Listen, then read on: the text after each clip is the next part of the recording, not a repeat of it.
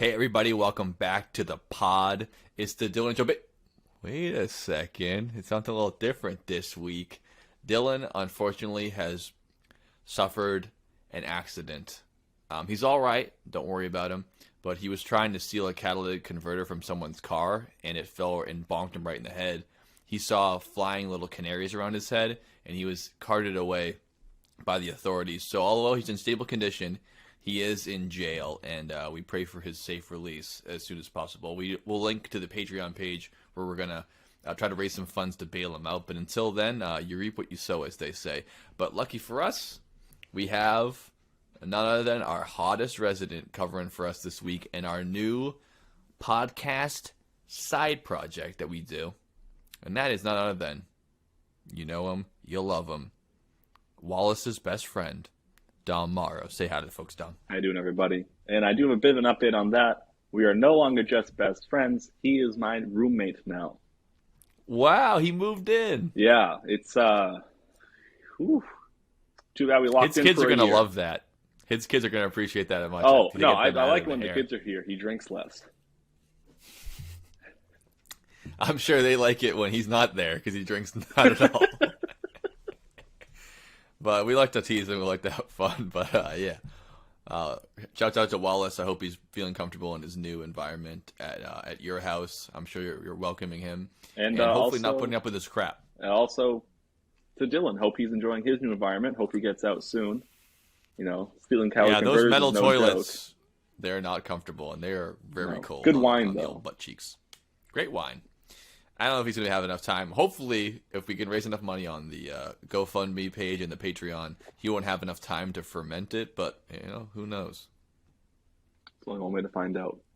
The people need to pay. I do wonder about that. When you're making toilet wine, you just have to use other people's toilets all the time? And if you wake up in the middle of the night in your cell... You must have to piss yourself. I guess so. I mean, it's worth it, I guess. Well, actually, I know this is not what we're talking about tonight. But I think it's two worth questions mentioning. that I just thought of for the first time. Yeah, so I just take it for granted, toilet wine. They must have to plug the toilet with something so it doesn't leak out. Because you can only hold so much in the toilet before it's... Right, yeah. Because if you put too much in it... I'm guessing they probably flush it and then try to, like, drain the water. They probably bail the water out with, like, a bucket and then plug the hole so there's nothing in there, and then they can fill it up with all the ingredients. You don't think they use the water that's already in there to start? Because you need water to make wine. Well, in that case, yes. I mean, I bet they're not getting a lot of grape juice up there. I bet they're stealing grapes over multiple times and mashing it up. No, yeah, you have to have, because I mean, even the grape juice that they serve in prison, I imagine, has very little grape juice in it, and mostly artificial flavors and sugar and whatever else. I don't really know. We should look up a toilet wine recipe. And maybe all right, join us next week for how to make toilet wines. That's exactly. But we're not talking about that today. But we are talking about high-risk individuals, people like Dylan Reed, and the idea of putting your body and sometimes your sanity on the line for fame, glory, and I think for the sheer thrill of it. What are we talking about today, Dom? What's our topic? Well, we are talking about daredevils. Now, a daredevil, you know, I think Joe described it pretty well. It's almost more basic. It's just a reckless person that enjoys doing dangerous things. Yeah, I don't even think you necessarily need to be on film or being watched. You're a daredevil whether you're observed or not, but the ones we talked about today obviously are the ones we've observed because they're the famous ones, the ones that stick out, the ones that are doing that kind of crazy risk behavior, but they're making some money and getting some fame off of it because they are the tippity top, the cream of the crop when it comes to being a nut. Yes, you know, when you see a cliff and your friends go, hey, wouldn't it be crazy you jumped off of that? And you go, oh yeah, man, that'd be nuts. Any daredevil would go, well, yeah, let's do it. Like right then. Doesn't matter. Like, I'm going to do it right now. It's like, no, dude, you don't have to. Yep. Like, I'm not doing this because of you. I want to jump off that thing. I want to do it anyway. I'm just glad I had the idea. Yeah, I think that impulsiveness is definitely a must-have character trait of daredevils because the more you think about shit and the more you kind of weigh your options and think about like what could be happening here, like think about the risks that much, it's got to just take you off the ledge completely and go, it's not really worth it in the long run. I'm sure that obviously when they do their stunts, it's well prepared and well thought out. But if you think about all the bad things that could happen, and you don't think about the thrill and the glory of accomplishing it, you're not going to be able to do it. And that's why not everyone can be a daredevil. I mean, it takes a certain kind of cat. I think you really have to be born with that trait, and it can be fostered in you by your family or your friends or whatever. But I don't think that everyone can become a daredevil. I mean, it's really just like an inherent characteristic of people to want to seek that risk and that thrill that daredevils do seek. Yeah, I mean, as Lady Gaga said, you just got to be born that way. You don't learn how to be a Mama, ooh la la, Mama. But that's another good quote by her. Yeah. But I think another important thing about Daredevil is, a lot of people define what they're doing as death defying, and it's like, sure. That man's not scared of death, and I don't think that's true. In order to be a successful Daredevil, you have to have that little thing in the back of your head going, well, if I die doing this, I can't do anything like this ever again. True. I think that is what keeps them going. Of death.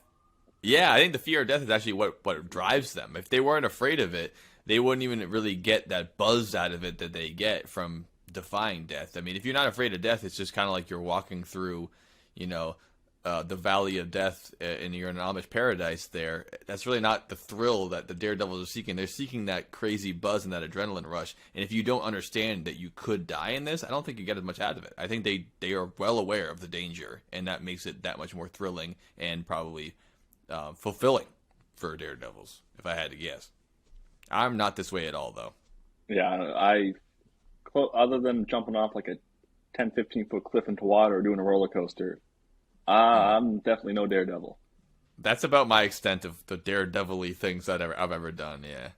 Most of my shit is more risky socially than it is physically. And we'll leave it at that. A lot of people I don't want to ever watch anything off of this channel. Yeah. Oh, I think I forgot to mention earlier that because we have a new format, folks. We're off of Zoom. We're pros now. It's about time. We're a while into the pod now. We're about 2 years in, and I figure we're going to upgrade from our Zoom calls we're doing into something a little more professional. I hope it sounds better. I hope it looks better. I know it does for me right now, so let's hope it pans out that way. But I'm not sure about the whole format with the video. Last time I checked it, though, it's showing both of us at the same time, which is a new concept for the pod, which is that we were both being visible. That is good to know. Because I could have been maybe doing this before, but you couldn't see it because I wasn't talking. Right, exactly. We missed a lot of stuff on the pod from when people were just doing miming and doing funny faces and stuff that you couldn't even see. And not only that, when people were talking over each other, it was cutting out their audio because the Zoom can't decide what it wants to show. And from what we can see, whenever we talk over each other, which happens quite often on this podcast, there you go.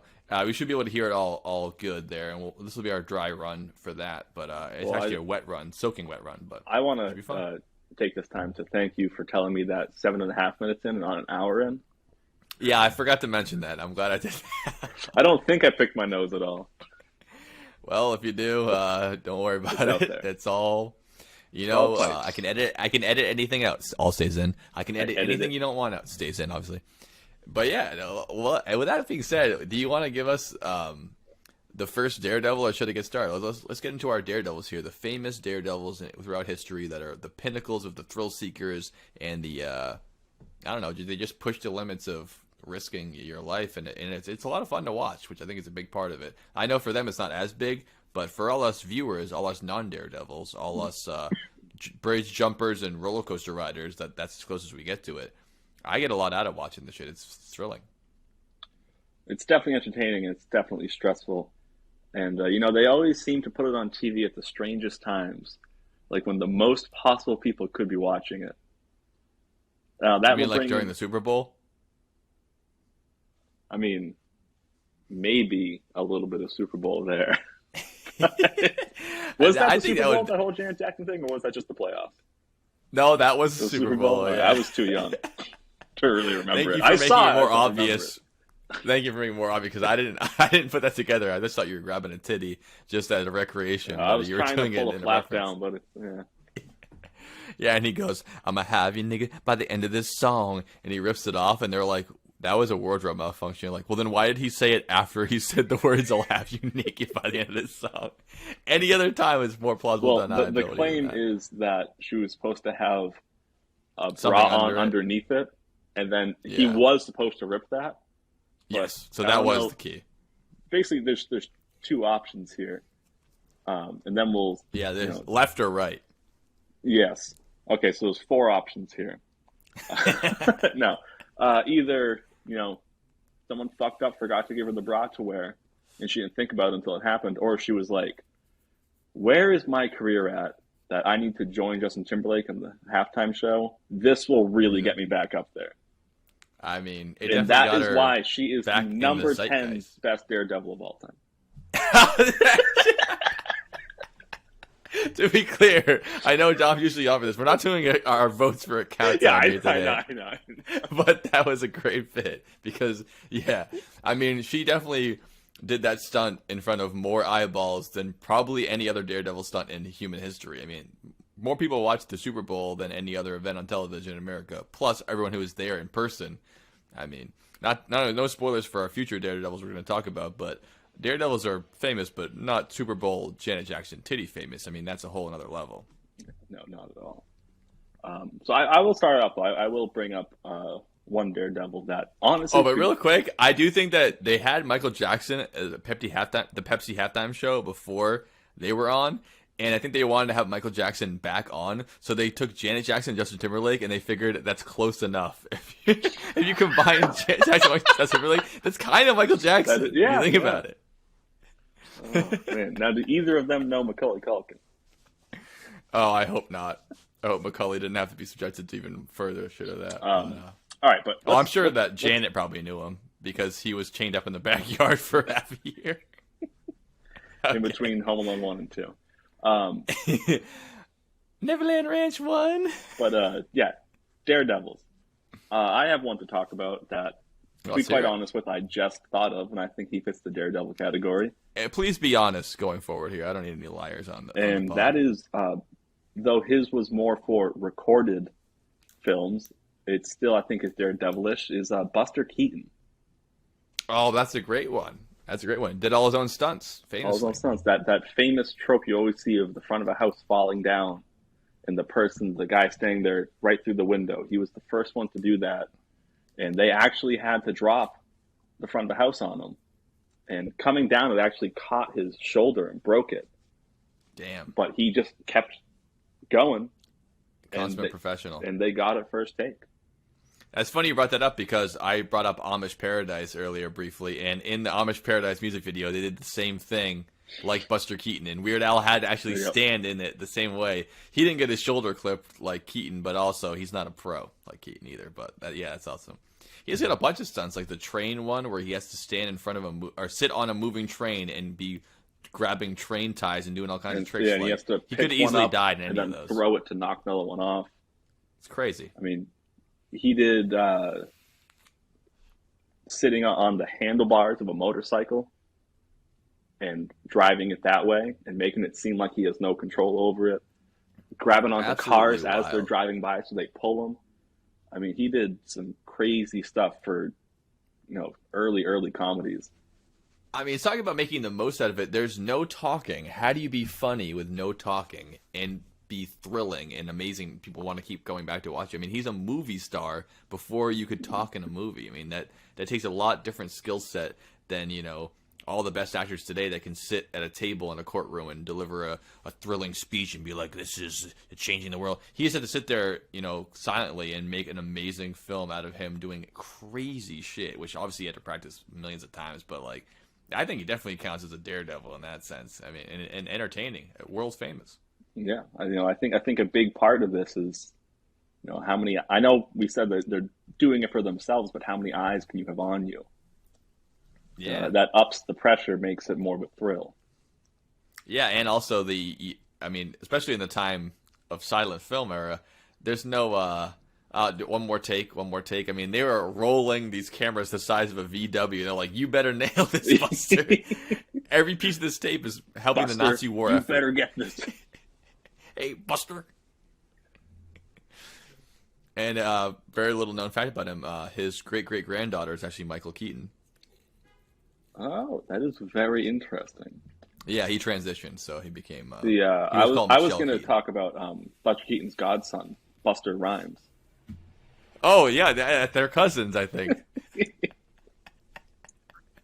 And of course, his brother-in-law, Buster Brown. Goes without That saying. was very controversial at the time. Still is, depending on what part of the country you go to. But yeah, I mean, that guy's an absolute legend. If anyone hasn't checked him out already, I'm sure you can find a YouTube like 5-minute video just of like compilation Buster Keaton's best things. I mean, it even holds up Non-stop now, stunts. almost 100 years later. It's just great. Yeah, I mean, like I mean, you're, people like Rowan Atkinson, Mr. Bean, and all people who are like Jim Carrey, like all those people who are big into like physical comedy. Every one of those guys not only is hilarious, but they'll say that's definitely an inspiration. Like before their time, Oh, like, yeah. this guy could One be of the funny first. without talking. I mean, there wouldn't be no Mr. Bean if it wasn't for Buster Keaton. I think that's This is pretty true. clear. Who knows what he could be, Mr. Potato Head. I don't even know. Mr. Bangers and Mash, another British dish, I'm sure, but something else. I'm sure it is. Mr. English Breakfast. Johnny English Breakfast. No. Johnny English Muffin. Johnny on the spot. I will say, So, I wanna bring listen up- to Tuesdays to drive back to my house, so I kind of have that Yeah. fucking link stuff together It's thing going- going on. Rattle them off. So I got my Rattle first bog. one here. And we actually brought this up as part of our Rare Bug, as part of our top 5 or top 6 cars list we did. I believe you And did one of mine five. was, one of the ones I picked was, which was currently recorded as the fastest car in history, which is on the Salt Flats of Utah. That's the fastest place you can go. It's the flattest, the least moisture, least weather anomalies just going out on them. And this is a similar story between Donald Campbell, or Campbell, I think you actually pronounce it. Throughout the 1950s and 60s, Campbell broke 8 speed records. He broke both land and water records. I mean, this guy had the need for speed underground too, and that included him going up to 403 miles per hour on land and 276 miles per hour in the water. I mean, this guy was a daredevil in every sense of the world, and maybe he couldn't put his body and all the contortions and weirdness of Buster Keaton, but he was going faster than any human would go on land and on water. And at any moment, you talk about speed wobbles when you're on a skateboard or a motorcycle. Like, think about going 400 miles per hour or 200 miles per hour on the water. If you hit one little rough wave or one odd clip, you'll just go ass over tea kettle, which we've also watched on the pod before. I've seen speedboats just flip 20 feet in the air. All it takes is a little bit of difference when you're going that fast, and it'll destroy It's you. really, And it's I'm just a surprised little he bit of survived air it all. underneath. All that Up you momentum's go. going somewhere. It's going right up in the air. So yeah, and surprisingly, he did not die until 1967, where he did die.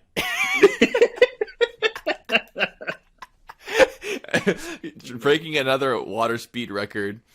He was riding that boat hard and fast, and while he was attempting that, to break his own record, I believe, he crashed the boat, and he died, and his body was not recovered until the year 2001. So that is Wow. brutal. That They is had rough. a funeral with a picture of him and probably some kind of jet engine to put in the ground because he was lost in the water until nearly 40 plus years later. So badass. Donald Campbell, he had the need for speed and it killed him, which any daredevil knows going into it. That's part of the game. You can always die doing it, and countless daredevils have died doing what they say. They died doing what he loved. You can't deny that. And you know what? It's pretty common. It's like, when does the worst thing happen? When they're trying to break their own record. Yeah. There's almost no need That's how for Tony it, but Hawk it's died. that drive. Tony Hawk tried to do That the self-flat 18 drive. the 1800 and he just Yeah, twisted yeah. the night away and his The Van neck's Halen song, Twisting the Night Away? Yeah, yeah. Tony Hawk tried to do the 1800 and now his head is backwards now. That's brutal. Well, that's fine until you try to turn it back around the right way. That's why they won't turn it back because Another interesting thing about circulation. Donald Campbell, Mhm. although he was most known for his speed records in the 50s and 60s, he actually set Yeah. his first speed record in 1935 in what they called the Bluebird, which, What's that? like most speed record vehicles, are built from scratch, completely unique design, but just Yeah, they're as not far stock. as in the 30s, they were building cars that were houses on top of platforms, and they just What do you mean miles per gallon? This stuff's never gonna run out. Yeah, there's no paved roads. We don't need to go over 35 miles an hour. And then you get Donald Campbell there going, let's design this car. It goes super fast. I don't remember how fast he went in 1935, but he did it. At that time, it could have gone 50 miles an hour, and people would have shit their britches and their pantaloons. All right, maybe not that far back, but you see what my point. Their knickers. Very nice. Alrighty, so what about the next one? You got another one for me? Yeah, I got one. Johnny Blaze, also known as Ghost Rider. Oh my god. Fuck yeah, dude. Ghost Rider. The man who was a stunt man and a daredevil in his life before he was cursed with hellfire. I don't remember what happens to him, right? He makes a deal with the devil, basically. The devil brings him back to life. Or guardian. Nice. It's basically, basically, I don't know if in the comic books of the original Ghost Rider he's a stunt double. A daredevil. I believe he is. I think that's accurate. All I know is a lot of stuff in the movie is not in the comics, but his backstory I think is the same. Quite. We'll look that up. But from what I remember from the 2007 film Ghost Rider that I saw in theaters, which I believe got a 37% on Rotten Tomatoes. Of course, pretty I good. loved it. Nicolas Cage, that's far from his worst tomato score. If you look at his catalog, it's also far from his worst movie. Yeah, I mean, he's got at least 10 movies I can think of at the top of my head that have gotten worse tomato scores and are worse than that. But yeah, that whole... And most of them happened in the past, after Ghost Rider, actually. Almost all of them happened after Ghost Rider. Let's just settle it now. Ghost Rider was his peak. It was his peak. It never goes up from there. The closest he's ever been until his most recent movie, The Unbearable Weight of Massive Talent. Yeah, that's his first good movie in some time. Yeah. But no, we're looking at you, SARS, you Nicolas Cage apologist. This, his whole backstory is that he started out working in a circus with his father, doing daredevil stuff, riding tale as old as time motorcycles. As far as daredevils go. Yeah, jumping rings of fire, doing crazy, crazy dirt bike stuff. Nothing too crazy that they could get hurt because they got to make money at the circus to stay with the circus. As circuses go. But I think we'll find going through the list that the circus has been a haven for daredevils long before video cameras came out. I mean, that's where, if you're willing to risk life and limb for the thrill of the crowd and the adrenaline of the dare, I mean, the circus was the place to be for hundreds of years if you're a daredevil. Yes, it was, first place you could find someone to pay you to do it. Which is the key, especially when you can't eat. Yes. I can't read, but I can do 20 flips on a motorcycle. You're in, kid. You're going to go in places. Until you get a spinal cord injury, and then you're, you son of a bitch, you're in. Until you have a spinal cord injury, and then you never do it again. But until then, let's keep going. But famously in the movie, Johnny Blaze was not a very good daredevil. He never died because he had that deal with the daredevil. Right, but which is kind of cheating if you can't die. This is true, but the one thing he did land was he was jumping end zone to end zone, which is very obviously not possible. But he pulled it off. I don't know. We'll talk about daredevils later. They might have been able to pull it off. Then they brought That's 100 yards. Oh yeah, that's right. It's not that much. Never mind. No, it is. I mean, it is a lot. But, it is, and it might very well be impossible. I always think football fields are longer than that sometimes. Well, it's still insane. I mean, it's a lot. I wonder how many school buses that's going to be. Spoiler. See, well, he didn't do school buses. He did helicopters with rotating blades. He jumped. Hell yeah! That way, even if you land, you're going to die. But he fucking had nitrous in his motorcycle, ripped her hard, and in his veins, made it right through. Oh well, he drinks NOS, not the energy drink. Liquefied nitrous oxide. Nitrous oxide. Liquefied. He drinks it. And yeah, and it doesn't really get to his veins because he immediately ignites, and only his skeleton is alive still. I mean, I didn't see it coming. What's his name? Johnny Blaze. Johnny Blaze. And yes, I did have to look that up because I couldn't remember what it was. Yeah, I will not to say, be confused with the other Marvel guy, Johnny Storm, who's the Human Torch, who's also on fire, and it's also named Johnny. Johnny. Do it for Johnny, man. I will say that was the first movie where I ever saw them do. Honestly, I can't think of any other examples, but there's no way this movie invented it. Where someone's Ghost Rider is about to kill someone, and the guy goes, "Please have mercy," and he goes, "Sorry, all out of mercy," and kills him. And I was like 10. I was like, "That's so fucking cool." He's the shit. I used to think of how we live. I came here to chew bubblegum and kick ass, and I'm all out of bubblegum. Yeah, that one's used a lot more. Even Dazed and Confused, the guy's like, "I came here to drink beer and kick ass," and he downs his beer and crushed it, and he goes, "Looks like I'm all out of beer." It's a great line. They live rocks. I don't know if that canonically lives up to that because I feel like that movie is set before that movie came out, but let's not get into semantics here. Rowdy Roddy Piper is my next on the list. Wrestler, stuntman, legend. Also plays the Maniac on Always Sunny in Philadelphia. The Maniac loves you. He died a couple years ago. Rest in peace, Roddy Piper. Used to come into the wrestling ring playing bagpipes. I mean, you got to respect that. Mad Piper himself. He sure was. So I think if it's okay with you, let's take our first commercial break. Yeah, I'm good with that. And small drums called tom-toms. There you go. It's the scare that's in Maryland, Puerto Rican and Irish, and ever so stylish. The sexiest being since John Stamos, Jeff Ramos.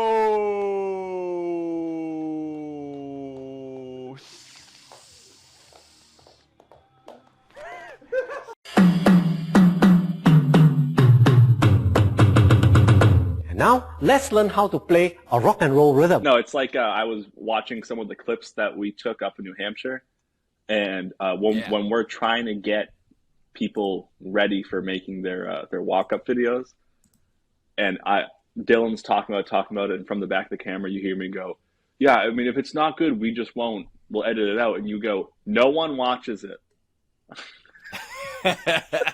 You're like, "I watch it to make sure it works, and that's it." And Dylan's like, "Yeah, one person sees it, just have fun."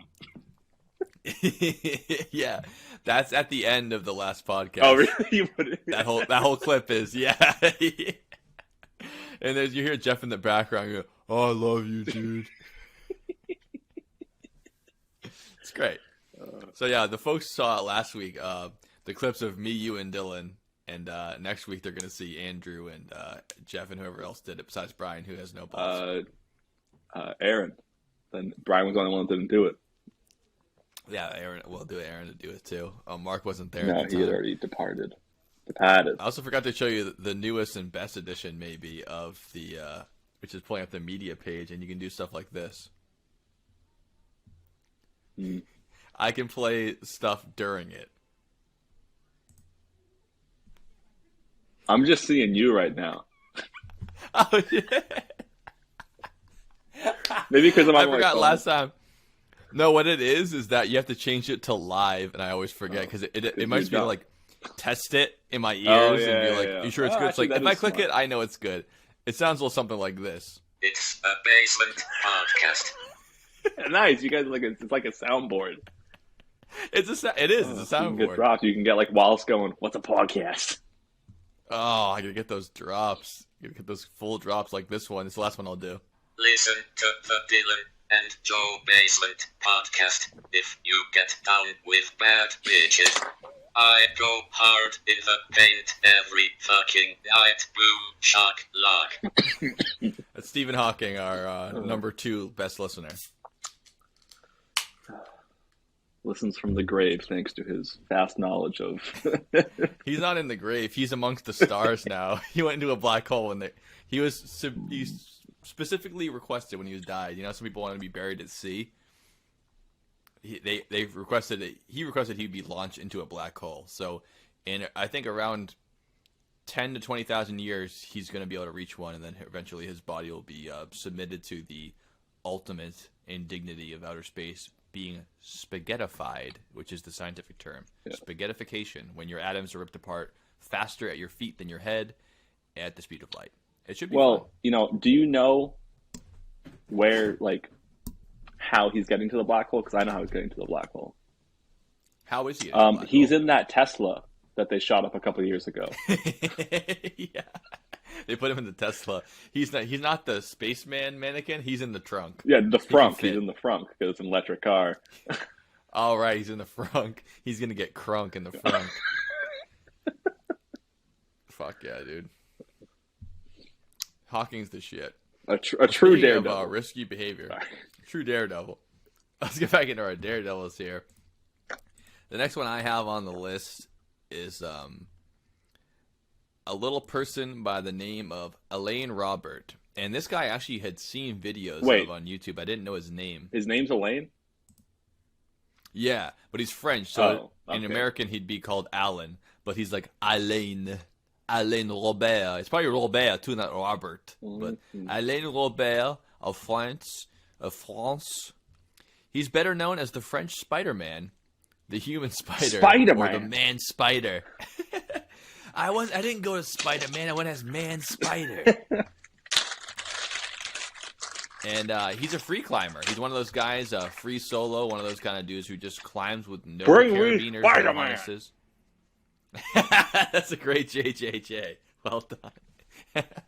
So this guy would just climb cliffs and rocks, and most importantly for his Spider-Man moniker, buildings without any net or anything. Just he would have a little baggie with chalk like the free climbers do, and he would just climb skyscrapers with no net. And he made it many different places, and obviously he did it illegally a lot of the time, but as you get more and more famous, you are allowed to climb and do deadly things because you have insurance and you're paying taxes, then they let you do it. It's just if you do it for free, it's a problem. But he did it enough for free that he got famous enough to do it. And he climbed such skyscrapers as the Willis Tower in Chicago, the Petronas Tower in Malaysia, which is also how Harry Potter gets the Death Eaters to go away. Expecto Patronum. So you're saying also, that Alain Robert's Patronus is a skyscraper? Yeah. Well, Patronus is a skyscraper, yeah. But Alain Robert, he also climbed, which we all know from our old podcast we did on, I think we did Spin the Wheel, is the Burj Khalifa, which is the tallest skyscraper in the world, and it's in Dubai. That's 2,700 feet, which is a little more than half a mile high, and he did it without any nets, without any harnesses, and he just climbed it up like an actual Spider-Man. And as hard as it must be to climb up that thing, it's got to be hard to climb down. Yeah, this is true.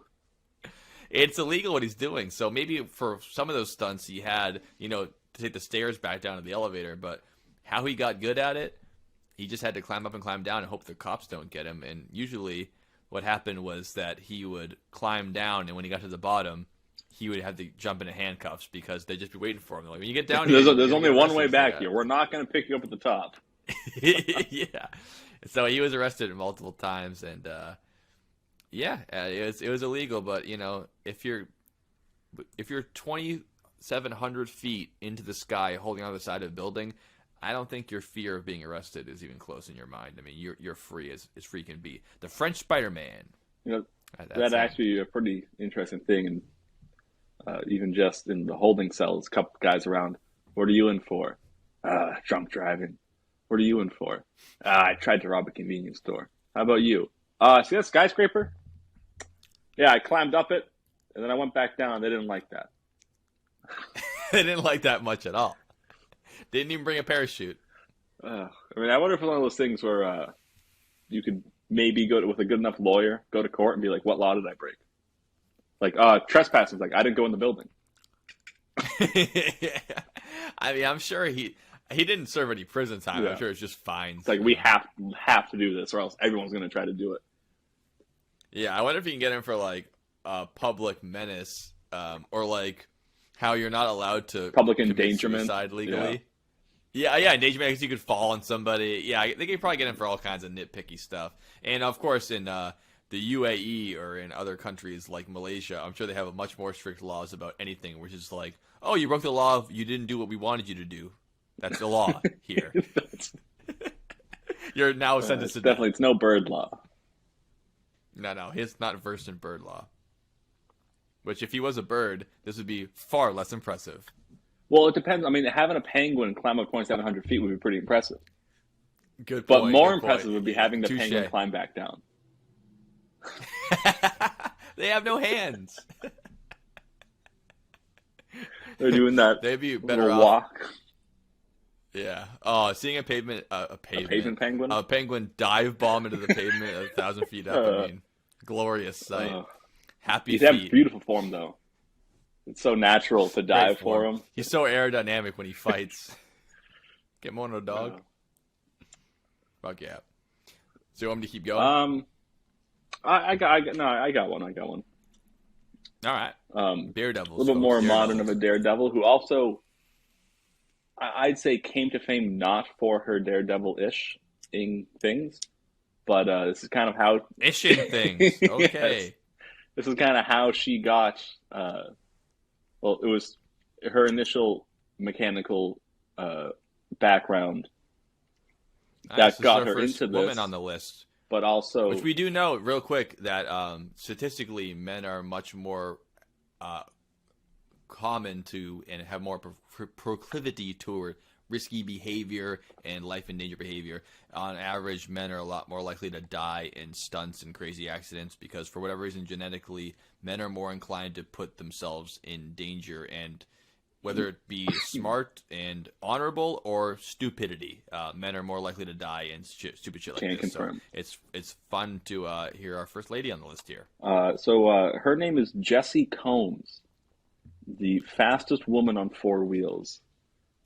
You Wow. may recognize her from, I think she did about 5 seasons on Mythbusters. She was anytime, Gotcha. I only know Carrie. I don't know Jesse Combs. anytime they did anything with a car, or they had to modify a car or do anything like that, she would come in and she would do the work on the cars. She was a mechanic. She actually started the first all-woman, woman-only mechanic shop. Nice. But that's what kind of got her started into racing. And then she started doing I don't know what the shop was called, but I know what it wasn't called. Mufflers? Nuts and bolts. It was called mufflers. Yes. There it is. It was called Great Mufflers. Lurs. Yeah, sorry, we ran out of room on our sign. We had to put that part under it. All right, we can do this for 10 Good. minutes. Instant transmission.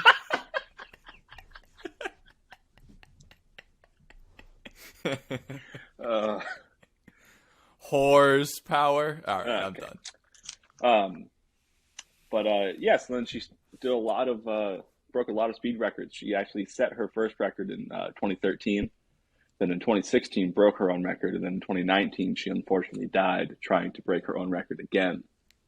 There we go again, breaking her own speed records. And she The wasn't need for on speed is not to be quelled. she wasn't on a salt flat. It was a dried up lake bed, but it wasn't salt. It was in Oregon somewhere. You really shouldn't say that about her. I mean, just because it's a lady dried up lake bed. Woo! Okay. But when she did crash and unfortunately die, she was in a jet car. The moment of collision, she was going 522 miles an hour. Holy shit, that's almost 100 miles an hour over the guy that I talked about earlier. Damn. And, but it's like we were talking before. It's that desire to just keep pushing and pushing and pushing. See what you can do. Yeah, there's Can only you one make way it? to end it.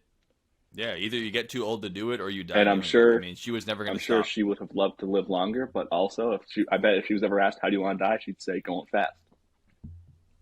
Yeah, she wanted to go fast. I mean, what did she want to do? Have to sit in a hospital bed for 12 months or just have the need for speed, breaking her own record once again? What a badass. Also, 39 years old at the time. Oh, man. I mean, obviously young for a human to die in the modern age, but pretty old for a stunt person. I mean, this is definitely a young person's game, a lot of these stunts, because like the older you get, the more you realize how finite life is and how precious it is, and your body, it takes a toll. I mean, even just going, that fast in the car, it's not just like sitting in a recliner and hitting go. I mean, it takes a lot out of people to do these crazy daredevil stunts, and it's a physical demand on your body. It has to take years off your life, even without an accident. Just the sheer stress and the, wear and tear on your body to do these kind of stunts. It takes a lot out of you. Just ask Jackie Chan. This is true. Jackie Chan, wonderful human being. But so yeah, that's what I have on Jessie Combs, world's fastest woman on 4 wheels. Jessie Combs, hell yeah! So I'm gonna bring up my last one before our heavy hitters here in our final segment, and that is I don't remember this guy, but I remember watching this live, which is one of the few stunts, daredevil kind of stunts that I've seen live. Obviously, I've watched clips of a lot of these different things, including all kinds of bus jumps and X Games stuff that you might see. But this one I did see live, and it was a man by the name of Felix Baumgartner. Have you ever heard of this guy? Yes, I remember this. And he, I believe, still currently holds the record for the longest or highest, however you want to put it, the biggest skydive in the history of the world. Because he didn't just skydive out of the highest a plane can fly. He skydove, or dived, however you say it, from outer space. He wore basically an astronaut suit with its own oxygen supply, because he was going beyond where there's breathable air and beyond where your body can handle it, because it gets so ice cold in the vacuum of space. Of course, he wasn't actually out of orbit. That takes miles and miles off the planet Earth, but he got as high as you can get while still being in Earth's atmosphere, at the very edge where the atmosphere kind of, that weird flux between the actual part you could call Earth and the part you could call space. He jumped off of that. And did he take a plane? No. Helicopter? No. He took a fucking balloon. Like the Wizard of Oz. He sat on a balloon.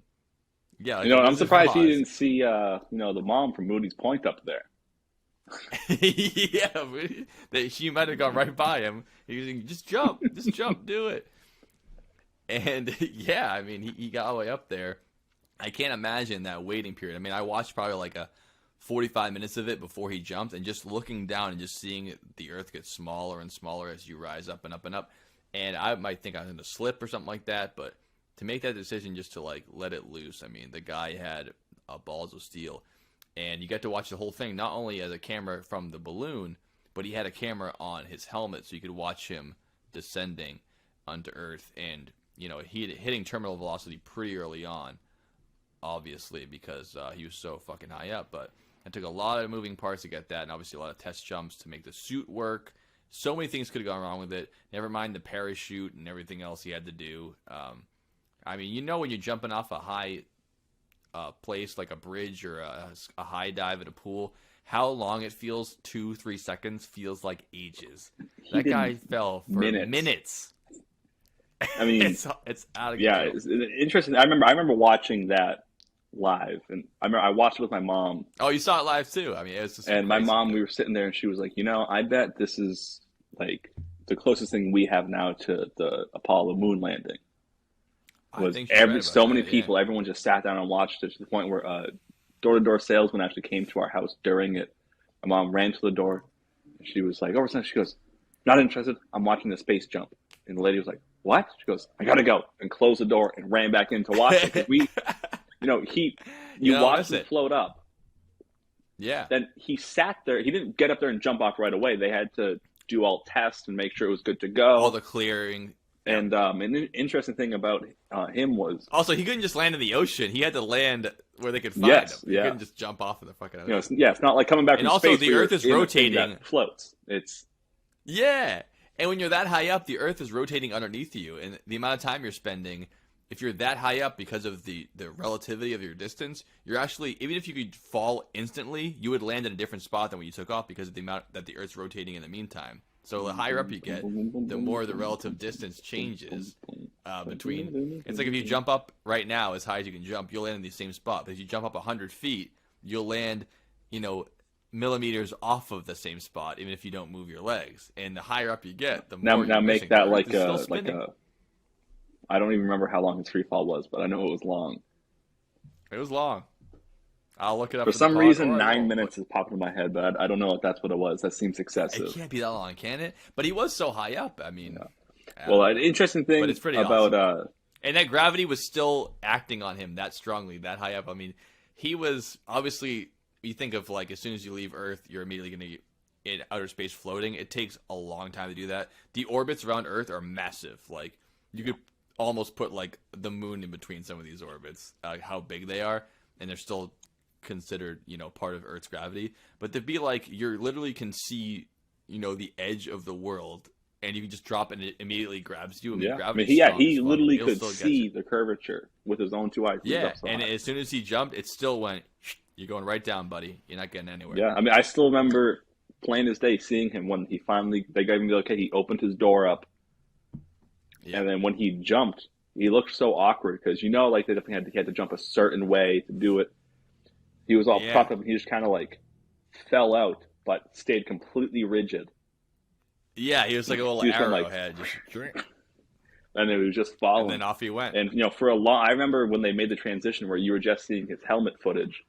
I think they had a camera on the bottom of the balloon also.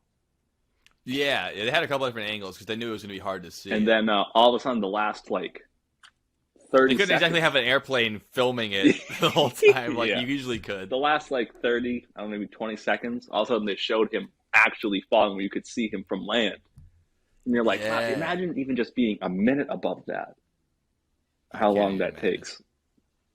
Crazy. And something I do think is worth bringing up is Alan Eustace, who held the previous record that actually helped Felix achieve that. Tell me about it. So Alan Eustace, he set the record in the. I don't even want to look it up, but I forget when it was. The things that. That's all right. Yeah, it was. He was born in the 50s, so he was much younger. When he got it done. So now when Felix was doing it, he was far too old to do it. But when Felix approached him and said, "Hey, I want to break your record. Can you help me do that?" And Alan was like, I'm too old to do it now. It's been held for a long time. Imagine if you're just like, fuck you, figure it out yourself, Yeah. bitch. But no, he was like, yeah, let's work on this, figure out how we can do it. And also, Red Bull is a big sponsor for it, which helped a lot with getting money in to do it. Yeah, I mean, they paid for the whole thing. And even now, it worked. The marketing worked because I still go, Felix Baumgartner, Red Bull. Mm-hmm. Like, in my head, it's still like the Red Bull jump, Yep. the Red Bull space jump. Alan, he was the one that set the initial record, and there's three records involved. The highest free fall, the longest free fall by time, and the top speed. Because believe it or not, you don't reach. Terminal that's what it is. velocity. I was like, it's not constant. It's not constant. You don't reach terminal velocity doing that compared to our mass and doing it, something like that. So you don't actually reach it. Which obviously, for those at home who don't know what terminal velocity is, it's that everything, no matter how much it weighs, will eventually max out the same speed in a big enough free fall. Yeah. That's why in all like the action movies and stuff like that where people are falling apart from each other, you can't just go like this and fall faster. There is a rate in which you cannot fall any faster unless you have extra propulsion. Gravity's only pulling on you at the same rate no matter where you are, which is why you could drop a pebble and a watermelon at the same time and they will fall at the same speed without any air resistance to change it. It's weird, but it is, there's a maximum speed you can fall without anything else helping you. Yes. So Alan used to set those three records, and then when Felix Baumgart did it, he actually only broke 2 of the 3 records. Really? What one didn't he I break? think it was the longest free fall because they made it a lot more precise. So he wasn't floating around for as long. Even though he was up higher, he completed it faster. Yeah, he went. Even just as because I mean, you could like essentially go like halfway there and just put like a squirrel suit out and just have all the wind resistance slow you down. Or you could just pencil dive it the whole way, and you're going to go a lot faster. Right. So, I mean, you just look at how much newer it was with, different materials on his suit to go faster, but also it would also be safer than before, and the shape of his body. I mean, you could probably beat the record also. for fastest right now if you just put yourself in a torpedo and you just launch yourself off a satellite. You get the fastest one. You will not survive it, but you will break that record for sure. Part of you will get the fastest. Yeah. your soul. Because the rest of you is no longer existent. You get spaghettified like Stephen Hawking on the way down. Very cool. Felix Baumgartner. Wonderful, man. Yeah, I'm glad you brought that up. I haven't thought about that in a while, but I do remember watching that. Certified bad boy. Hell yeah. So let's get into some of the heavy hitters here. Let's do it. So I'm gonna bring one up that not a lifelong daredevil, really only one stunt, but it was enough to mark her name in the history book. It only takes one. Second, I don't remember seeing Felix Baumgartner do any anything else. Like, yeah, he didn't this do is true. the longest wheelie. He didn't do the land speed record. I mean, all it takes is one. The glory can be found, but everybody it takes gets high one, risk. right, Spider-Man? Everybody gets one, right? The French Spider-Man told me that. Everybody gets one. Alain Robert. Everybody gets ooh.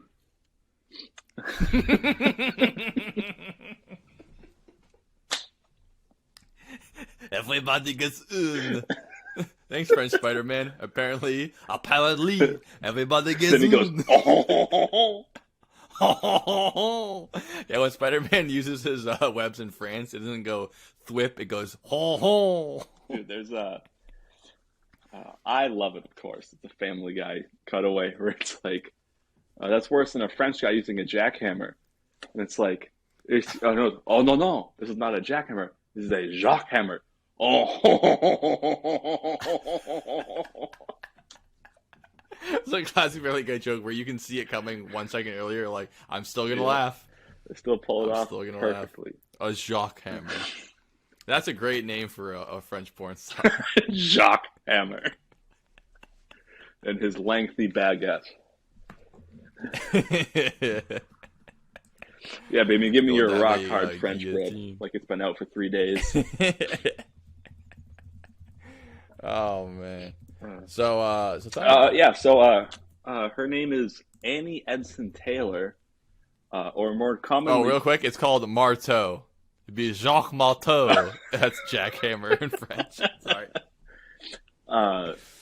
Annie Edson Taylor, more commonly referred to as Queen of the Mist. This is the lady that went over Niagara Falls in a barrel. Awesome. Let's not leave out how important marketing is to your Daredevil persona. I mean, the Lady of the Mist is so much cooler than Annie Taylor-Joy, or whatever her name is. Queen's Gambit. She's the Queen of the Gambit and the Queen of the Mist. Annie Taylor-Joy. Come on, baby, give me that fist. Checkmate. But yeah, no, she went over the falls in ninth. Well, sorry, I'm getting too early, too fast. She was originally take your time. A school teacher, and she met her husband while she was teaching at the school. Then he was 5. She was the teacher. Well, that makes this next bit extra sad. If he was 5 then, because her husband actually died fighting for the Union in the Civil War. Oh my god! So he was actually 60 and she was 20. Yeah. Well, so after her husband died, she didn't really have, teaching is not a great profession for making money. So she struggled and she bounced around a lot. They used to make a lot of money back then? Oh, times have changed. And then eventually, she was in Michigan. Not Michigan. She was in New York. Sorry. And it was 1901. She was 63 years old. And she had been hearing about all these, they call them stunters, trying to make it over Niagara Falls. And either they would die or they backed out or something would happen. And so she thought, what a bunch of pussies. She thought, you know what? If I can do that and survive, the fame will bring me enough money or I can live with the rest of my life without worrying about it. So it was basically like, she was like, I need money. I'm going off the falls. If I don't make it, at least I'm dead. Desperation is a great motivator. And she went over the falls in a pickle barrel, and but it turns out she didn't actually just go and buy an old pickle barrel and go in it. She made it herself to fit her own body. So it was 5'3" was the barrel. So she was obviously she wasn't standing straight up in there, but she was not a big woman to fit into that barrel. Mm-hmm. It was padded I should hope with not. cushions inside, and they had a 200-pound anvil in the bottom to keep it so it didn't roll and it stayed top up. Ooh, so it's her weight plus the anvil's weight. Yes, and she had a leather harness system inside, so she wasn't like, if she picked up her arms and legs, she wasn't touching the barrel. But there wasn't much room in there anyway, so any hit she would still move, and then she'd hit the cushions. That's the way to do it. It's like a football helmet where it's kind of like making a cage around your head, but it allows movement, because what's hurting you isn't the impact, it's how you rattle around inside it, much like how your brain rattles around inside your head. So that makes a lot more sense, because you actually just put yourself in a pickle barrel, a wooden barrel, with your knees and your spine hanging over it. It doesn't matter how good the fall is, you're going to be smacked around quite rough. A bit. So. And she actually, the barrel went over once without her first. She put her cat in the barrel, and the cat survived. Nice. Well, they do have 9 lives. I think she was. Hopefully, she was betting. There is actually a picture of them in a rowboat at the bottom of the falls, like getting to shore, and she's holding the cat, and they're like towing the barrel. That's amazing. So it was the first cat and the first person to go over the falls and not die. I like the idea of after the stunt where the cat's smoking a cigarette and watching her go over, being like, "You bitch." I hope you don't even make it your pickle barrel. Did they get a leather harness for the cat too? I hope. I mean, I think the cats are so liquidy that you could probably put that in a steel box. It'll just figure it out. Figure it out, because it'll always land on its feet, even if it's upside down in the waterfall. It knows somehow. Yeah. So she was able to achieve what she wanted. She wasn't trying to be the first woman over the falls, but she was. She was just trying to be able. Am I wrong? Isn't she the first person over the falls? She's first person to survive. That's even better, because so often records are like, "Oh, the first woman to do it. The woman did it later." But I think she was the first human being to do it. And obviously, a ton of other people have tried. Where it wasn't illegal when she did it, but it didn't take long after for it to become illegal to go over the falls. I like that she did it and she survived. But people did it before her and died. They're like, "What's the big deal?" Yeah, like let them do it. If they want to die, let them. Well, I feel like back then, news sources weren't easy to spread. It's 1901, right? And it's mostly telegraph and newspapers. Yeah, people aren't fine, so they're not reporting on every person. But someone went over and survives, and it's a woman. Mm-hmm.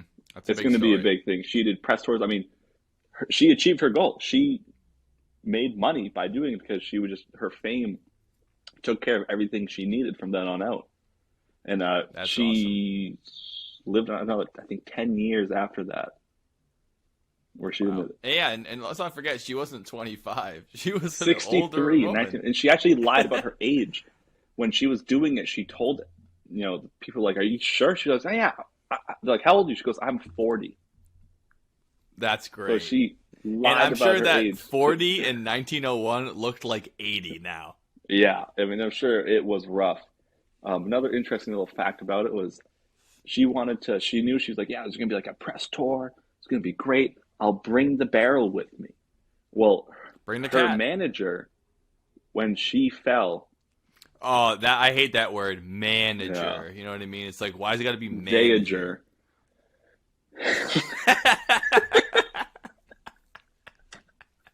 That's more like it. So, he was in the boat. They brought it out. Actually, sorry. The one injury she got was a cut to the forehead. And it's believed that she licked the blood and she drank it. She lives off of her own blood. That's what brings her youth. Sustained off of her own vitals. But it's commonly thought that she didn't actually get the cut from the fall. It was when they brought her out, because she was knocked unconscious when she did hit water. So when they brought her out of the barrel, she was unconscious, and your limb hit your head on that specially designed barrel. They think that's where the hit. And she did land on the USA side, so it was out, not oot. This is true. But so they brought her to shore. They were advised, looking over, make sure she's all fine. Her manager grabs the barrel and fucking splits. Wow. To the point where she actually, a couple years later, hired private investigators to find the barrel, and they couldn't find it. What a garbage person. He's like, I gotta get my money off this barrel. Another interesting Why thing. don't you take the 10% and you're already hitched your wagon to this lady? And this is another interesting thing scumbags. about this story and about this manager. I mean, after I heard this, I didn't blame him as much for taking it, but still, like, don't fucking do that. He knew going into it being her manager that if she died, he would have been tried for manslaughter for not stopping That's a her. good point. Yeah, I guess that he's like, I'm gonna get mine out of this. Yeah. But she survived, so then he was just like, "Oh, I managed her. probably- I'm the manager. I helped with that. Take me on the tour. Give me money. I'm gonna take the barrel and He disappear." probably also was like, I'm taking the barrel. The same plan happens whether she's dead or not. And then he just did the regular plan, and he goes, oh, I forgot about the part where she might be mad because she's alive still. No one stopped him. I mean, that old-fashioned stuff is so crazy. Not only the lawsuits, but like the liability and all that stuff. Like that'll never happen again. No, absolutely not. The Felix Baumgartner thing, even though he could have easily died, they had to cover every base to make sure that like it's the least possible chance of him dying at all, or they wouldn't even. I mean, imagine how the policy Red Bull took out on his life and the stunt itself. They probably took out a bigger policy on the stunt going well than his life for the. Oh yeah, I total amount bet of if money. he did die, and they got to cash out on that life insurance policy, it would have bankrupt Red Bull in order for them to be allowed to do that. Yeah, I mean, it's a wild stunt. But Red Bull did make their name on doing stunts and shit like that. They have the air race, they have the diving, they have like X Games. Like they really put their whole stock. I mean, Daredevil. Red Bull is like a big benefactor to Daredevils for the past 30 years or so. Like actually paying it out because, like you said, a lot of these people, they aren't independently wealthy. If you were, then you know you probably don't have this hot streak in you. And how rich kids play Daredevils, they just do a bunch of fentanyl. They don't dive off a plane. So when you are doing these crazy stunts, you need someone to pay for it because you can't really build your own spacesuit and plan the whole stunt yourself. You need somebody to pay for it. Yeah. And whether it's your manager at Niagara Falls or it's Red Bull paying for your space dive, someone's got to pay. And actually, speaking of Red Bull, I do want to bring up one more person before you get to your heavy hitter. Sure. And that I'm also bringing because people around our age I think will know this person, not immediately off the name, but once I say what group he was with, and he unfortunately died in 2015 during a stunt. His name is. Can I guess before Yes. you do it? Backstreet Boys. No. Oh shit! All right, sorry. Go ahead. His name is Eric Ronner. He was with the original Nitro Circus. Oh, I do know the Nitro Circus. When the first couple seasons of the show, he was one of the main people on it. He was a skier and base jumper. So he's not doing jumps out of. What a I combination! mean, he did plenty of airplane stuff, but I'm talking he would jump off skyscrapers where it was like, is there enough free fall for that parachute to slow you down enough for you to land safely? Yeah. That's also very illegal, obviously, Yes. because it's so dangerous to do. He, I remember there were times where he would jump off, not with a backpack parachute, just holding it with like the strings like this and holding it like this. And then he would just go like this and the parachute would open up. And you just He hold would on hold to on it. to it. Imagine that, not only just the arm strength to hold on the whole time, the initial jerk, it's like catching a car with a tug of war rope. Like, you got to have some strength. Some other things he's a great skier too, but obviously skiing doesn't compare to base jumping. Many people die skiing every year, but I think more people probably die per jump with base jumping than per run with skiing. Another thing that he likes to do every once in a while, he'd jump out of a plane, no parachute, and someone would throw the parachute out next. Then it's a matter of slowing yourself down enough that it comes to you, and then you put it on, and then you pull it. Oh my god. Yeah, no, fuck that, dude. His friends are fucked too. They're so fucked up. And then, I don't want to jump ahead. I don't know how he passed away, but I hope it's not one of those parachute throwing stunts. If I was, it was not that. It was a little more tragic than that. Oh, thank God. Okay. It was more tragic than that. I'll say one more stunt that he did that I think is the most impressive. And then I'll talk to his death. You don't have to rush. Yeah. Is he used to see people on Swiss Alps or even just in the Rocky Mountains. There are peaks that you cannot get to by foot. Yeah, you have to do a helicopter. Right? Yes, so he did a lot of helicopter skiing, or you take you ride all day in a helicopter, scope out the path you're going to do. Maybe watch it all day, go back, come back the next day, and you jump out of a helicopter, or if it's a big enough top of the mountain, they can sort of land, and you can get off, and you just go down. You're skiing something that's never been skied before. Well, he had this great idea to combine his two passions. They helicoptered him up to the top of the mountain, and he said, that right there, that's one we looked at yesterday. I want to go down that ridge. Yeah. It turned out what it is it was the very first helicopter up, ski down to a base jump. Oh, what a maniac. So he only skied like maybe a quarter mile, I'd say probably a quarter mile, less than a quarter mile, before it was ski a to get to his next base jump. Oh my God. And there, at times he goes, you scope it out as much as you want. You don't actually know, is that snow going to be firm? If I land on it, is it going to avalanche? You just have to go for it. At times, he's like going down like a ravine almost between these like two peaks. At times it's only like 10, 15 feet wide where there's snow. Jeez. And then he goes off. You could get suffocated before you even get there. Yeah. And he goes and he skis the couple hundred feet, maybe 1,000, 1,500 feet, goes off the edge, free falls for a while, pulls the chute, floats back down. Oh my God. Was his skis still on, or they broke away? No, he kept the skis on the whole time. Oh, God damn. I guess if you have to get back after the... Oh, wow. The skis, too. Jesus. I guess probably he's very comfortable with wearing skis, him being a skier and all, but I would be like, if I'm going to do this at all, get all the extra naturality. Stuff. I'm going to do it nude. I'm going to do it in the nude. Big old, well, not big, but flopping willy. A birthday suit dive. Don't worry, because usually on Zoom we wouldn't be able to see that, but because of the new recording, we saw all that. I didn't talk over your miming.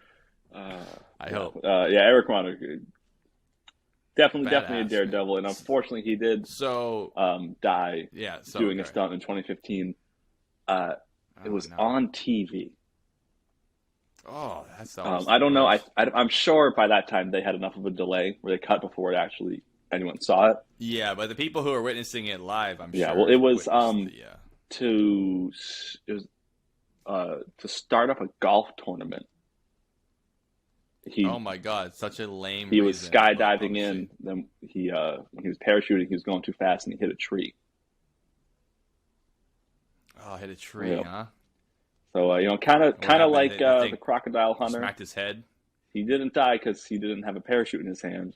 Crocodile hunter didn't die by an alligator. It was something that you weren't expecting. Or a crocodile. The crocodile hunter didn't die by an alligator. I mean, hey, I'm not lying. It would have been its own irony. The tiger hunter killed by a lion. What the fuck? Yeah, I know. A stingray got him, which we talked about on the spot, I'm sure. But yeah, he got whacked. It must have been head injury, right? I'm not sure. I didn't look too deep into it, but everything. I feel like if he was bleeding out, they would have got to him in time. So too specific. I'm sure it was impact. Yeah. Yeah, it's brutal. Well, he died doing what he loved, as many people in this story do. All right, so I believe you have a heavy hitter, then I have one more after that.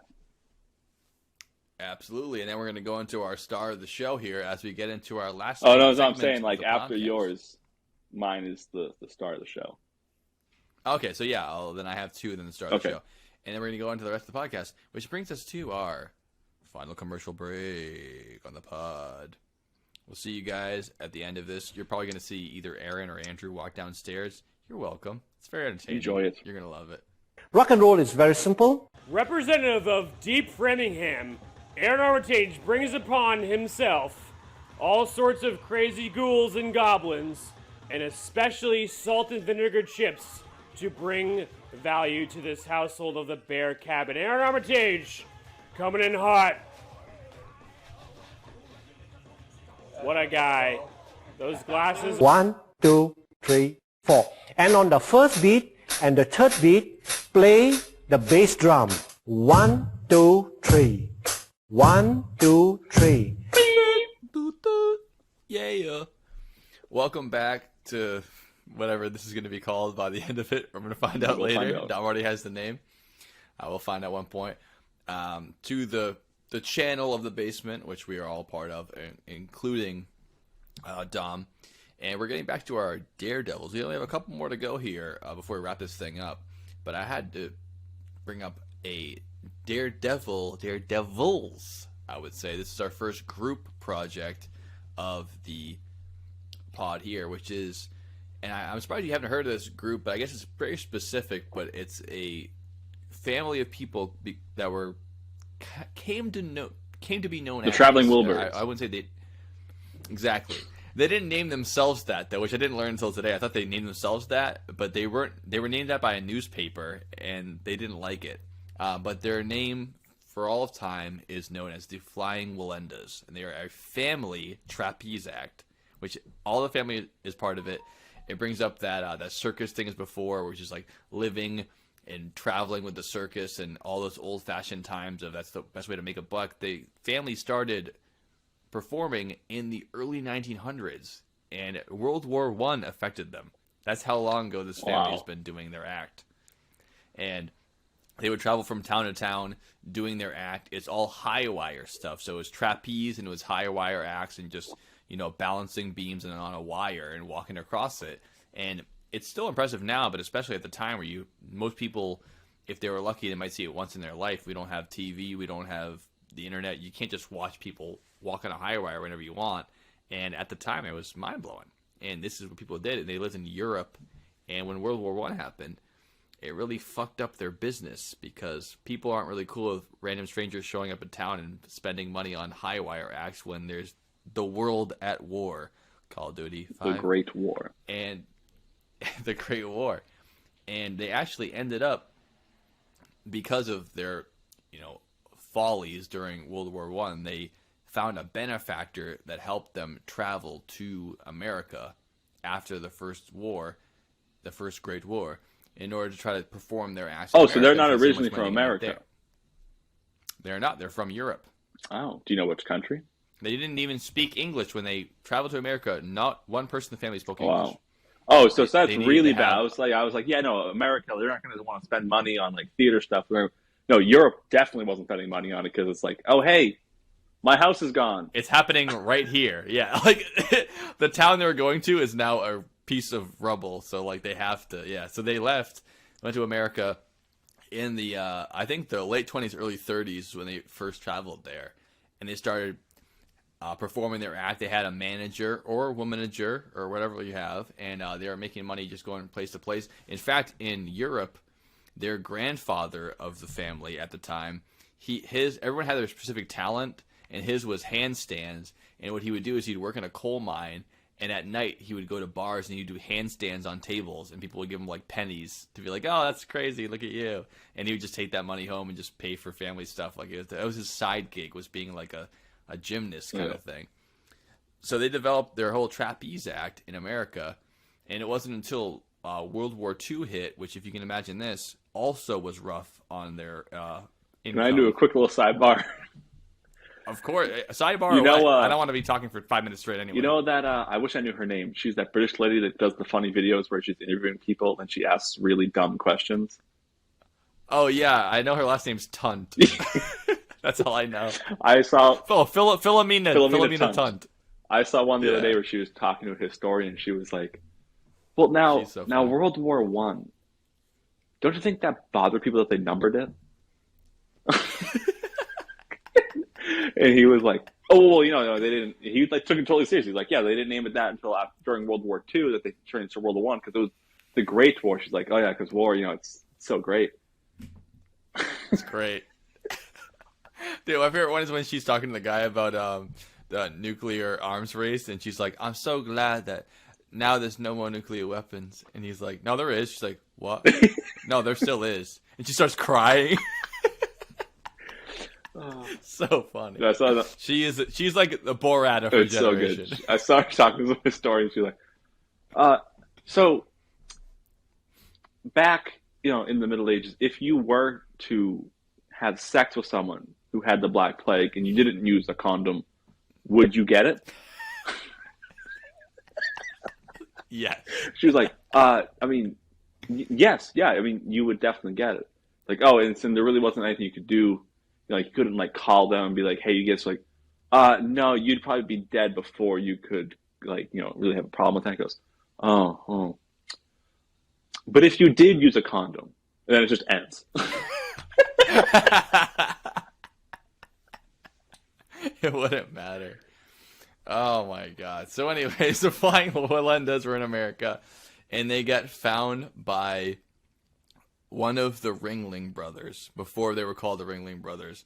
And I guess they were the inventors of the three-ring circus, which later on in our lifetime, it had already happened, which Barnum and Bailey and the Ringling Brothers merged together to make Ringling the Brothers, circus, Barley right? and Bainham. Yep. Yes, exactly what you said. That's what it is.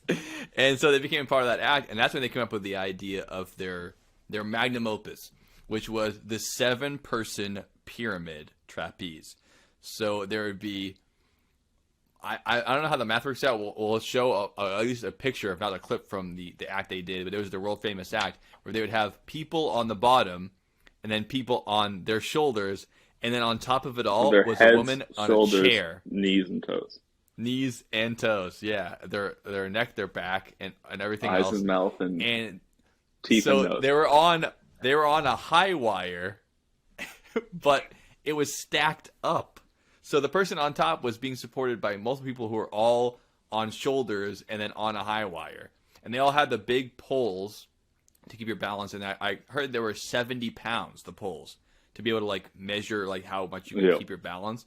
But I mean, just having your arms hold holding up like that the whole 70 time pounds. and just Walking and if on you a even wire. move a little bit, not only are you going to fall down, but everyone else could fall too, and that could be the end of it. So they developed this act where they would have the people go, 3 or 4 in a row. They get on their shoulders, and they had these like supports, these like rod supports where to keep you all stable, and then they'd stand on top of each other. And on the very top, there'd be the lightest woman who'd go on a chair with her own rod, and then at the end of it, she would stand on top of the chair. So you're 7 people high, all being supported by one metal wire that's smaller than the middle of your foot. I mean, it's just very impressive to see, especially at the time. It's fucking And normal. they famously never used a net. That's true. You know that already? Yes. Sorry, I don't know if you were going to say Okay, that. so you That's do the know one that. thing I know about them. I was going to say that too. Yeah, they did not use a net because not only did a lot of the venues that they used to perform in not even provide a net, so it wasn't like they had an option. It was that they thought that it was more thrilling for the crowd, and it added to the danger and to the thrill of it, of the whole trick, which it did for many years. They performed the trick, and obviously it wasn't all the same family members. They would move in and out. They would also take in other gymnasts from other countries. Like it was a moving show, but the majority of all the show was all the family members, including the mother, the daughter, the sister, the uncle. Everyone's part of it, and that was their big showstopper, which is the 7-person high wire act. They all get on each other's shoulders and do this crazy trick, and they did it for years and years. And it wasn't until the 1962, I believe, where they did it, and they brought in 1962. The 1962 in the U.S. of A. in Detroit, if we're keeping the French term, but also known as Detroit, Michigan. They did their 7-person act, and they added in one of the substitutes to do the gig, who was also a trapeze artist, but he had only done the trick 3 times in person live, and the rest of the family had done it, dozens and dozens of times. And they all went up there, did the trapeze act, and by the end of the 7-person rig, they just needed to get across the rest of the wire, and they were going to have everyone come off. And he was holding his hands too low to his lap to have the pole up, and he said he couldn't hold it anymore. He started yelling back to them that he was warning them that he was losing his grip and losing his balance. And right after that happened, this is during the circus, the whole 7 of them went tumbling with no net to the ground. All 7 went crashing down. 2 of them died on impact. One of them was put in a wheelchair for the rest of his life, and the girl who was on top of the chair was caught by her uncle and her father they caught the wire on their way down, and they also caught her arms. So she was being suspended by just them holding her arms and their own body weight, and they held it for minutes on end saying, grab a net, grab a net. Again, like you said, There was no net. They didn't have one. After multiple minutes, with people's bodies on the ground, that they don't know if they're alive or dead, they pulled over a mat, like a gymnast mat, and they just had to drop her. They said, let go. And she wouldn't let go because she was so scared. They're like, if you don't let go, we're all going to fall. It's going to be fucking awful. So they let her go. She landed. She only had bruises, luckily. But unfortunately for the other folks, including the guy who fucked the trick up, died that day. Fucking dead. See you later. It really shows you the risk, as we've said tonight. Is like it's high risk, high reward with these kind of things. You know, and it does. And I'm sure it could have been because they were probably on the bottom for her father and her uncle to have caught the cable, but it also shows their experience. Right. Where in the back of your head, when you're doing that, you know, like, oh well, if I do fall, I'm going to try to catch this. Right. That's a good point. But they've been doing it so long. I mean, because they've tried it. They tried it like over like 5 feet. 10 feet, like you work your way up, but so they've probably caught themselves multiple times, but nothing prepares you in that moment like just like the reptilian brain training. Like everyone else would just fall and be dead, all of them.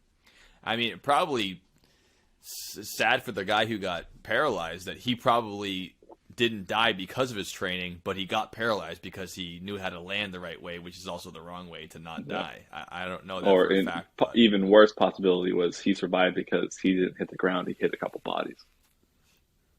That also be the case. I don't know, but that was an insane and tragic story. But the silver lining is the Flying Walendas still perform today in the Silver Linings playbook.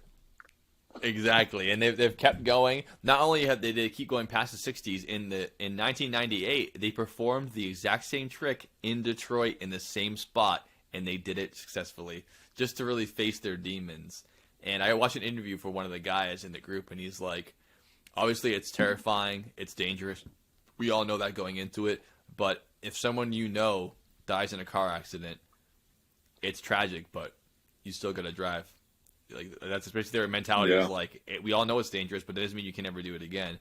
And not only are they famous for that and the fact that they're still performing today, if you ever heard the documentary Man on Wire, it is one of the sons of those Walendas that's now an adult man. He does multiple wire stunts by himself, including one where he crosses the Grand Canyon on a wire, and it takes a long fucking time. It takes like an hour, and it's not the whole entire canyon. It's like the shortest point. Still, that's far, but it's still amazing. And multiple parts of it, the wind picks up so much that he has to stand still, and he basically kneels on his heels and holds the pole for like 5 minutes at a time. And he has a microphone on, too, and the whole thing is, oh, Jesus, please, Jesus, my Jesus. Lord, help this cable to calm down. Command it in your name, Jesus, with the authority of God. Praise you. Praise you, Jesus. Yes, Jesus. That's my King. Praise you. Praise you, Jesus. It went fine. Okay. You don't have to tell me how long I'm on the wire. It's a great clip. The guy's obviously a certified badass, but it's so funny hearing him be like, Jesus, my Lord, Jesus, my Lord. So clearly, they don't sound European anymore. They do not. They sound like they're from Florida, which is where the family's compound has been since 1945. Naturally. Keep Florida weird. But anyway, I thought that was amazing, and they definitely count as daredevils on the list, and the whole family of them, and they're still doing it, which is the mark of a daredevil or from any extreme sport professional. You fall down, you get back up. You break your face in half, you get back up. You can't give up because you can't stop until you die or you get too old to get on the wire, whether that's a ski slope or a dirt bike or whatever it is. Badass. To quote one of the best punk fans of all time, Rancid, if I fall back down, you're going to pick me back up again. If I fall back down, you're going to be my friend. Hey. Perfect. Absolutely. Which brings us to our, I would think was, you have one more to say, but this is the penultimate of all daredevils. I mean, I would have actually named the whole episode about him just because of the synonymous. What is their word? I don't know. He's synonymous with daredevil. I wanted to say synonymity, but I don't know if anemone. And it's anemone. This person is synonymous with the word daredevil because when people hear the word daredevil, they immediately picture him. And that is, of course, Matt Murdock, the lawyer from Hell's Kitchen, Brooklyn, When he was a child, he was part of a poison spill which made him blind, but it gave him extra senses, and he became the Marvel superhero Daredevil, and he fights crime, but he's blind. I mean, it's amazing. Obviously portrayed as Ben Affleck in the movie Daredevil, Naturally. and also the other guy in the Netflix show, Matt Murdock, the true Daredevil, a trapeze artist in his own right, but he's blind. No, of course I'm not talking about him. I'm talking about someone else. Who am I talking about, Tom? I believe you're talking Hot about Rod's dad's employer. yes, this man, as wonderful as a daredevil he was, He dared to be the father of Rod, whose last name I don't remember, but he is a hot rod. His father used to Certainly. test the jumps for this daredevil. He did not die choking on pie. He died testing a jump for Evel Knievel. Evel Knievel, the Daredevil himself, the physical embodiment of stunts, of glory, and of risk. It's Evel Knievel himself. I mean, he is the prolific stuntman, and no one, Felix Baumgartner or Abby Kadabi, or no, Anna Taylor-Joy, the one who went over the falls, all of them pale in comparison to Evel Knievel. Because, like we know from the whole story we've been telling today, it's not just the stunts, it's the marketing, it's the spectacle, and Knievel knew how to do that very well, more than anybody else, and before and since, for sure. He was basically what FDR was to the radio for presidency, for how he could get his words out there. That was Evel Knievel for televised daredeviling. Daredevilishness. Make your babe go. So I thought local. we'd run through a couple of his more famous stunts because, I mean, most of these ones we have on the list is just their one big stunt they had. The Melendez is the trapeze, it's the Niagara Falls, it's the speed record. But Knievel, of course, his bread and butter was jumping on a motorbike, no matter how you over do it. things. Over things. I'm just going to run through a couple of them, and you can stop me whenever you feel like that. I have his top 5 here. In 1965, the box of rattlesnakes. He was still part of the Joey Chitwood Thrill Show, and he was still a young man. But what he decided to get on is his 350cc Honda dirt bike, and he jumped over a 20-foot-long box of rattlesnakes. He hit the back wheel on the box, but he didn't land in the snake box, so he did survive it. And that's the thing about Knievel.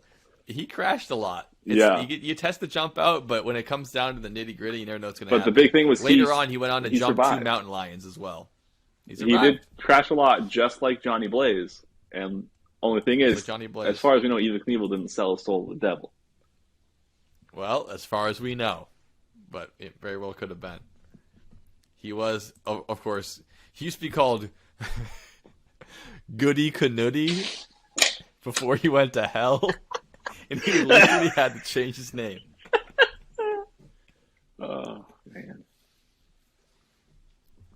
Before that happened. The next one, 2 pickup trucks.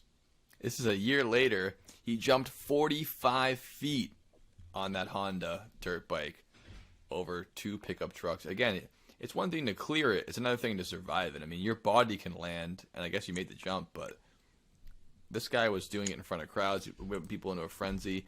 He also sported, in later years, his signature red, white, and blue jumpsuit with his Star-Spangled Banner helmet. I mean, this guy was the spirit of America, the daring, the risk. Everything down to craziness. the boots and gloves. The boots all and red, gloves, white, blue, the and dirt stars. bikes. You better fucking believe it. Yeah, buddy. That's Knievel for you. As he got more famous, he got a bigger draw, including his Caesar's Palace jump, where he jumped over the fountain at Caesar's Palace, which was a 141-foot jump. He keeps increasing the jumps. And the I do believe that was, jumping over snakes, jumping over trucks.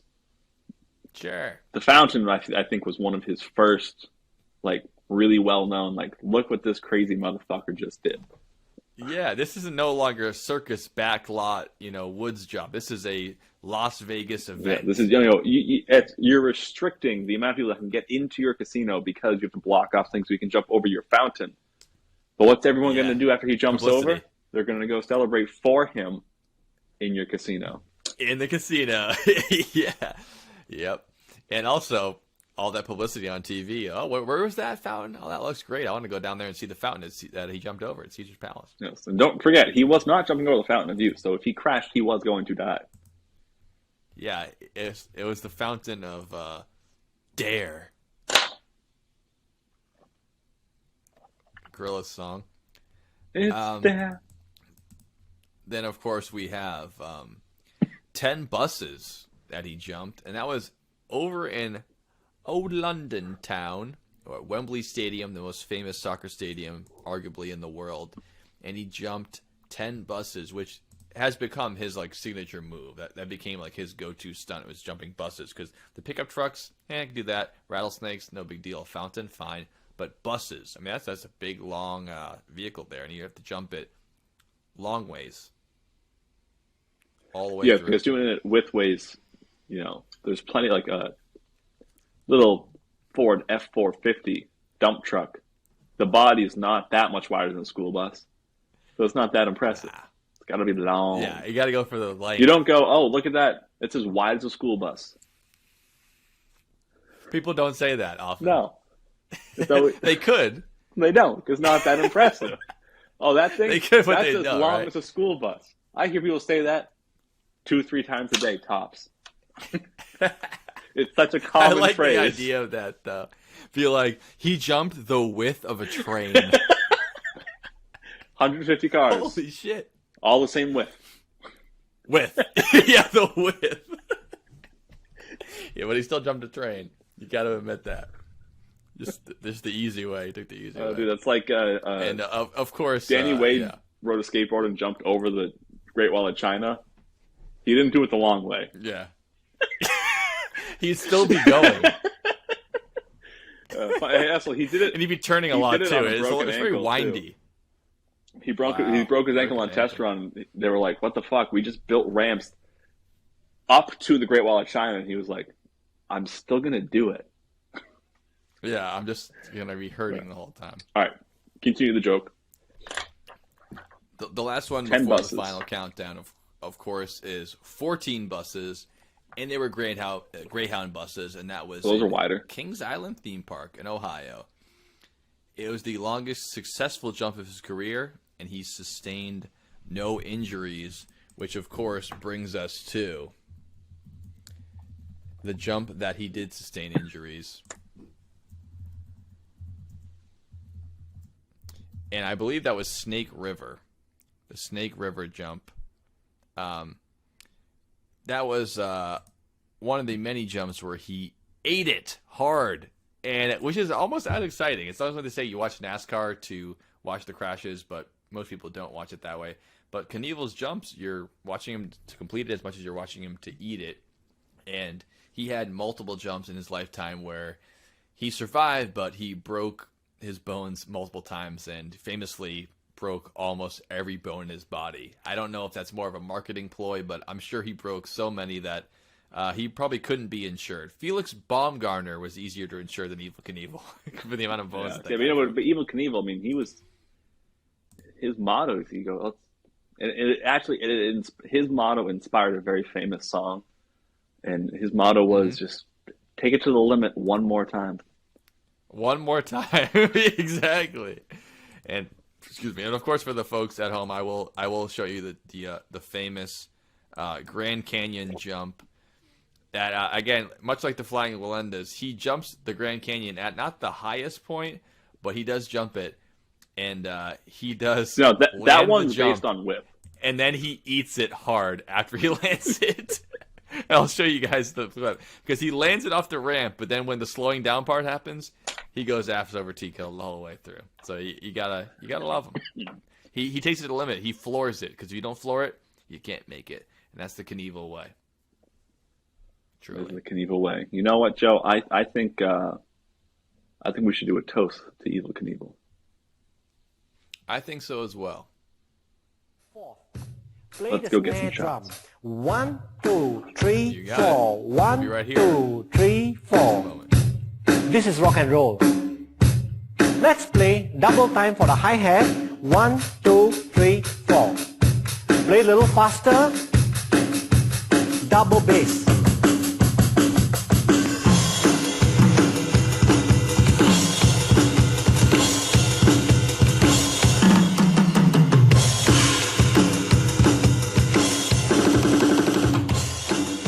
Here we are talking about Daredevils. We just talked about the quintessential Daredevil, Evil Knievel. And now we are going to give a toast to Mr. Evil himself, The evilest of Knievels. the evilest.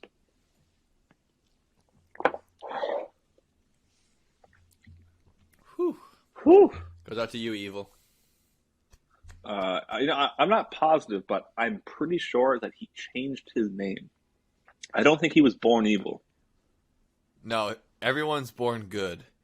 Yeah, I'm a big nurture versus nature guy. Everyone's born good, tabula rasa, as they call it in Latin, and you become evil.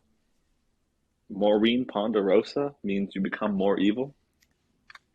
Bill Ponderosa, put it in the milk and it makes you evil. Yep, exactly right. So yeah, obviously, shouts out to him and his son Robbie, who followed in his footsteps, which I'm sure his mother was thrilled about. Yes. It's not like a Ziggy Marley thing. It's like a you're gonna kill Damian yourself. Marley thing. Count it. That's going to the end of the pod for sure. Well, Joe, do you have an honorable mention that you want to throw in? Someone who's been talked about before on the podcast? I do have two honorable mentions, actually. I'm glad you brought that up. I have one also. Number one, it's a person that I thought of growing up, which is from the Dare to Be Evil, which is Travis Pastrana, which is the first guy to do a double backflip on a dirt bike. I remember watching the clip of that on ESPN as a kid and being like, that's fucking crazy.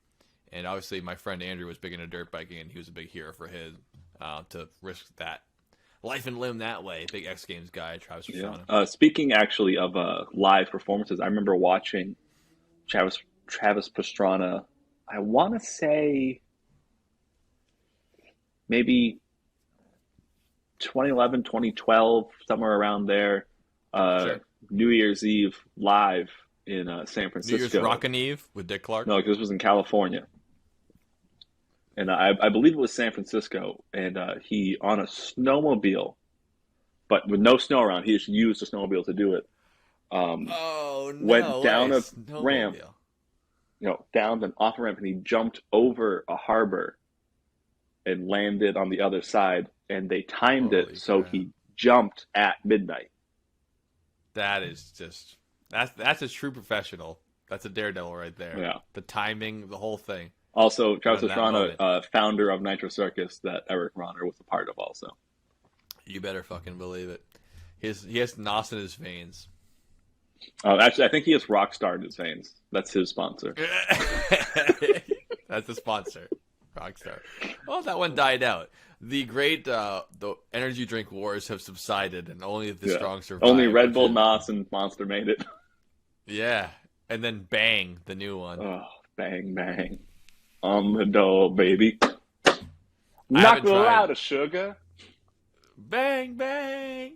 But I have tried, especially when I was a kid, when I couldn't drink alcohol. I had to try all the energy drinks I could, and I tried both of them. And tried Amp. I was a big fan. And I did try most of it. I tried Venom. I tried Full Venom. Throttle. I got heart palpitations out of Venom.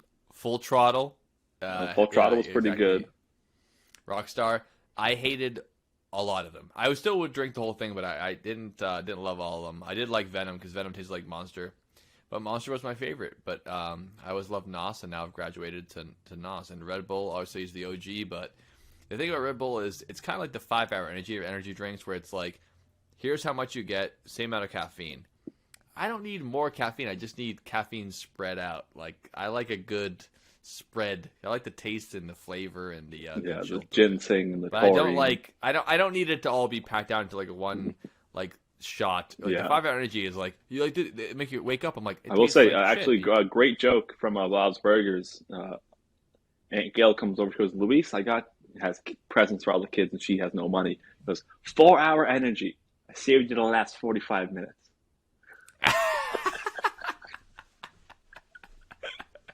That's good stuff. That's just good stuff. You got to admit that. I will say, you're the only person I know that just consistently, just like over a course of a day, will drink like one energy drink. Yeah. But does it like every day. Yeah. It's like, you're not buying 6 iced cocktails a day. You're just drinking one NOS over. Yeah, I mean, 12, that's how I 16 justify it for myself. I'm like, I don't drink coffee, I drink this. But I think it's probably worse for you than coffee. Probably. Because of the sugar content. But, I mean, it's got less caffeine than 5 cups of coffee. It's just 1 cup, basically. But it's not good for you, no. No, definitely not. But we're not here to litigate my caffeine intake. What we're here to do is say my other honorable mention, which thank you very much, Don, for teaming me up for that, which is, of course, an old episode, one of our best episodes. I'm not just saying that as hyperbole. At the time when we recorded it, it was the best episode of the Dylan Joe Basement podcast. You had a great guest for it. Which is Harry Hardini, as Alex Skippy Wheeler said, also known as Harry Houdini, one of the original daredevils and stuntmen. He did not just crazy stunts, but he also set the world on fire with his magic. And he famously, as we said in the episode, he was like, I'm really doing this shit. And he set the standard for people like David Blaine and Chris Angel, all the kinds of tricksters in the future. Chris Angel, for sure, yeah. Punk Magic. I don't like Chris Angel that much because I don't like mind freaks. But yeah, Harry Houdini, shout out to you, for sure. Dom, any honorable mentions for you before you get to your final daredevil? I do have one honorable mention that I did kind of already bring up a little bit when I didn't really even realize I was doing it, but and that is Danny Way, when we were making fun of, oh yeah, he jumped 10 widths of buses. Mm-hmm.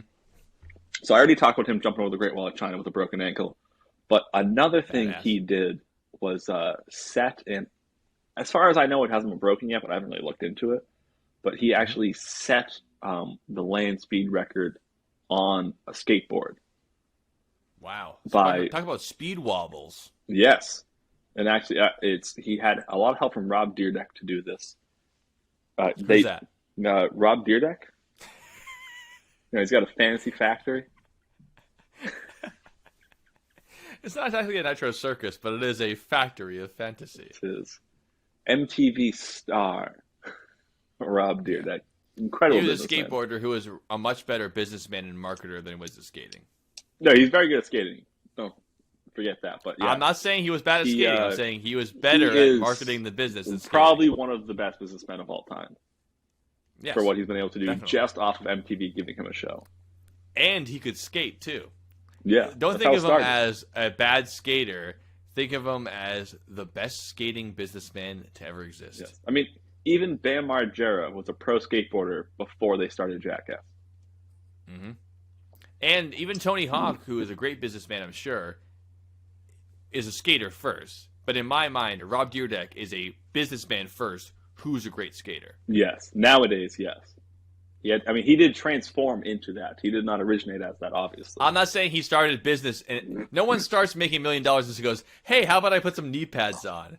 I'm just saying that his talents are more business than skate, and Tony Hawk's talents are more skate than business. Put a pin in that whole concept. That's all I'm saying. I will finish my I'm not saying Rob's a bad skater. With Daniel Way, so they made this special skateboard. It was super long, but it wasn't it wasn't like a long board. It was still built like a skateboard, stiff trucks, harder wheels, but it was just longer. And he held on to, you've heard of a T-Rex? Was the shape the same too? It was pretty similar. It was a little different. Sure. It wasn't like one of those long pintail longboards you see Venice Beach, stuff like that. Right, yeah. But you know what a T-Rex is? It's like a 3-wheeler. Yeah, the Tyrant Lizard King of the Cretaceous period. Obviously, I've heard of him. It's this vehicle. It's or her. 2 wheels in the front, 1 wheel in the back, but it's like fucking fast and it looks really sporty. But you drive. It's a 2-seater car. I've heard that be called a slingshot. This came before the slingshot. These are a lot smaller. I'm sure you can put a picture up. The picture will be here. Actually, usually I'd say here, but I don't even know what it's like now. We'll find out. Maybe it's, who knows where maybe it is. It's right It's here somewhere. Here. Yeah, maybe it's on Dom's face. Who knows? This is what it looks like. But Rob Deerdeck This is what I want you to do. was driving the That's T-Rex, and Daniel Way was holding on to the back of it. I mean, they had like a special brace for him to hold on to. It wasn't just holding on to the body of it. Also known as skitching. Yes. and he pulled him. But what he did do in order to make the records, he had to let go, because otherwise he's just being pulled. And he rode at that speed. Now, obviously, they practiced it a lot at multiple speeds to get it so, like, he didn't hit the bar. The Rob Dyrdek didn't drive too far away, because obviously he doesn't have too much control over what he's doing. But if my memory hits me correctly, he reached 120 miles an hour. Holy crap. Can you imagine that? It's like sticking your head out of the window on the highway, double it. Yeah. I mean, he had full crash. He had, like, the double it aerodynamic helmet on. I mean, even, I'm immediately doubting myself when I said 120. My next thought is 90, which high. is still 90 miles an hour. I mean, even going 50 on a skateboard would feel like you're gonna die. I've done 25. It's. I mean, I've done 57 on a snowboard, and it is terrifying. But dude, 25 on a bike is scary. 25 on a board, God damn. That is fucking. What a badass. So that's my honorable mention, which brings us to our last Daredevil.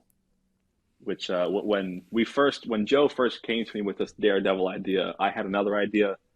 And as soon as he said Daredevil, I thought we have to do this, because this one particular Daredevil who, the one I know the most about, I looked up to him. He was great. Like, it was devastating when I found out that he passed away, and that's why we're talking about him, is because he just passed away last week. Just last week, yeah. And that is Ken Block. Now, different than most, or what I was trying to say, where you were talking about Rob Dyrdek, he's not a businessman and then a skateboarder. Mm-hmm. That's where Ken Block is different. He created DC shoes. And that was kind of the first, I mean, obviously, he was a skateboarder, snowboarder, stuff like that. Sure. And he was the owner, the creative CEO, built up. He teamed up with Rob Dyrdek pretty early on. They were good friends before that. Helped the brand grow. Anytime Rob had a question about, like, oh, can we do this? He was like, yeah, let's talk about it. Why not? Anytime Ken Block was like, I'm thinking of doing this. I don't know if it's too crazy. You go to Rob Dyrdek. To the point where it built up enough, they were making a ton of money off of it. Then Ken Block decided to step away from the company to pursue his real passion of rally driving. That's how I know him. I don't know him as a skateboarder. Yeah. And he was, yeah. Yeah.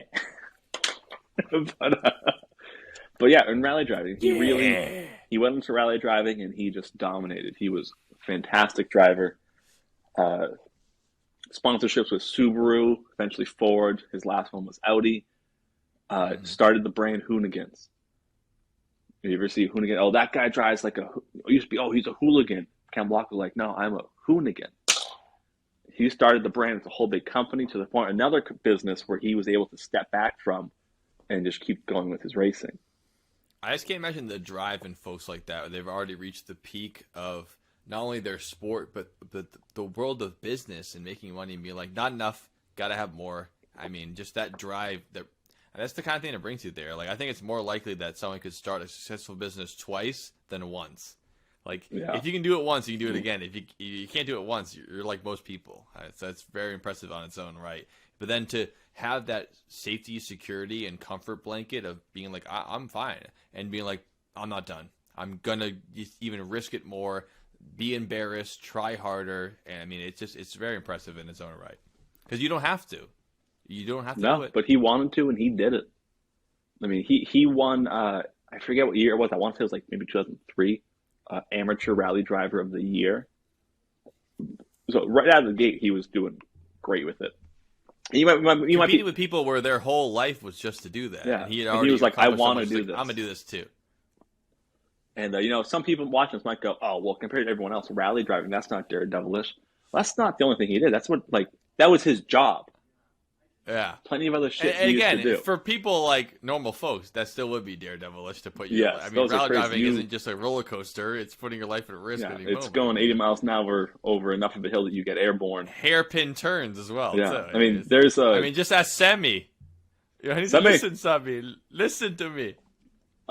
There's a. Hopefully, I'll put that. He had a video that he just shared. I followed. Ken Block was very active on Instagram. I saw a lot of stuff. He would, post videos and pick from old races, or every time he crashed, he would take detailed pictures of the car after and explained everything that happened. And he was very good with the community for racing. But I remember he coined this phrase, "ain't care," for a rally, because the whole thing is, no matter what, as soon as you start, you have to get to the end. Rally drivers are a rare breed. They don't care what happens, they're going to do it. I've seen them crack windshields and they kick it out and they keep driving and they just like put goggles on and it's like snowing. Just make it to the end. It's the time when Ken Block lost his front right tire. Oh, sorry, his front left tire. So it was the car was going like this. So his co-driver got out, grabbed on, and leaned out, and it balanced the car out enough so they could finish the race with only 3 wheels. Wow! And it was the term, "ain't care." You ain't care, you're gonna get it done. Yeah. But one thing that I really liked about it, like I think it was Daredevil-ish thing, is he had a Ford Raptor pickup truck on tracks, and he lived in Park City, Utah, and he would drive up to the top of the mountain with his 2 huskies in the back, and someone in the passenger seat. He'd get up top. You feel me? On tracks like a snowmobile kind of thing? Yeah, 4 tracks instead of 4 tires. Wow, that's nuts. And he'd drive up the mountain. Wow. Mammoth Mountain in Park City, Utah. And he'd get up there. He'd get out, take his 2 dogs, grab his snowboard. The guy that was with him would drive the truck back down. He would go down the mountain through, like, not trails, just the mountain. His 2 huskies chasing after him because they love the snow. They would, like, jump off of stuff and dig in. And he'd just ride back down to the street, basically. Get back in the truck, go home. Amazing. The life, man. And as we were talking a little before, the Evil Knievel, and was Evil Knievel? Something like that. I don't know. And then we were talking about the Crocodile Hunter. Ken Block didn't die in a rally race. He didn't die snowboarding. It was a snowmobile accident. There's not a lot of details on it right now because it's so recent. But it might come out. It might never come out. This is true. It might not. When they pass away, their family doesn't have to give the whole public all their fucking shit if they don't want to. Basically, he crashed and they would say that he died on impact, but that's all we know about it right now. Wow, just wild. But again, he didn't die fighting a 7-year bout with colon cancer. He died. Yes, he died doing what he loved for sure. That's absolutely It is right. unfortunate, but it's as we said, it's part of it. It's part of it. Chasing, but not reaching death. Exactly, and then eventually you do reach it, but you don't pick when. No. But so that is as great as Evil Knievel is, and I know this isn't a top 10. I'm on a personal level. I'm picking Ken Block. Dom cannot be on the basement and not do a top 10. He's so hardwired. He almost forgets that he did a pirate episode before. Oh, don't worry. I remember that. That's the only non-top 10 I've ever done. Except for the one time we did top 5. That wasn't even top 5. Good stuff, man. Good stuff. Daredevils. Do you get any... Oh, actually, hold on. Let's do a toast to Ken Block. All right. Let's do it. And then we'll see if we have any final thoughts on Daredevil. But yeah, if we can give it to Knievel, we can give it to Ken Block.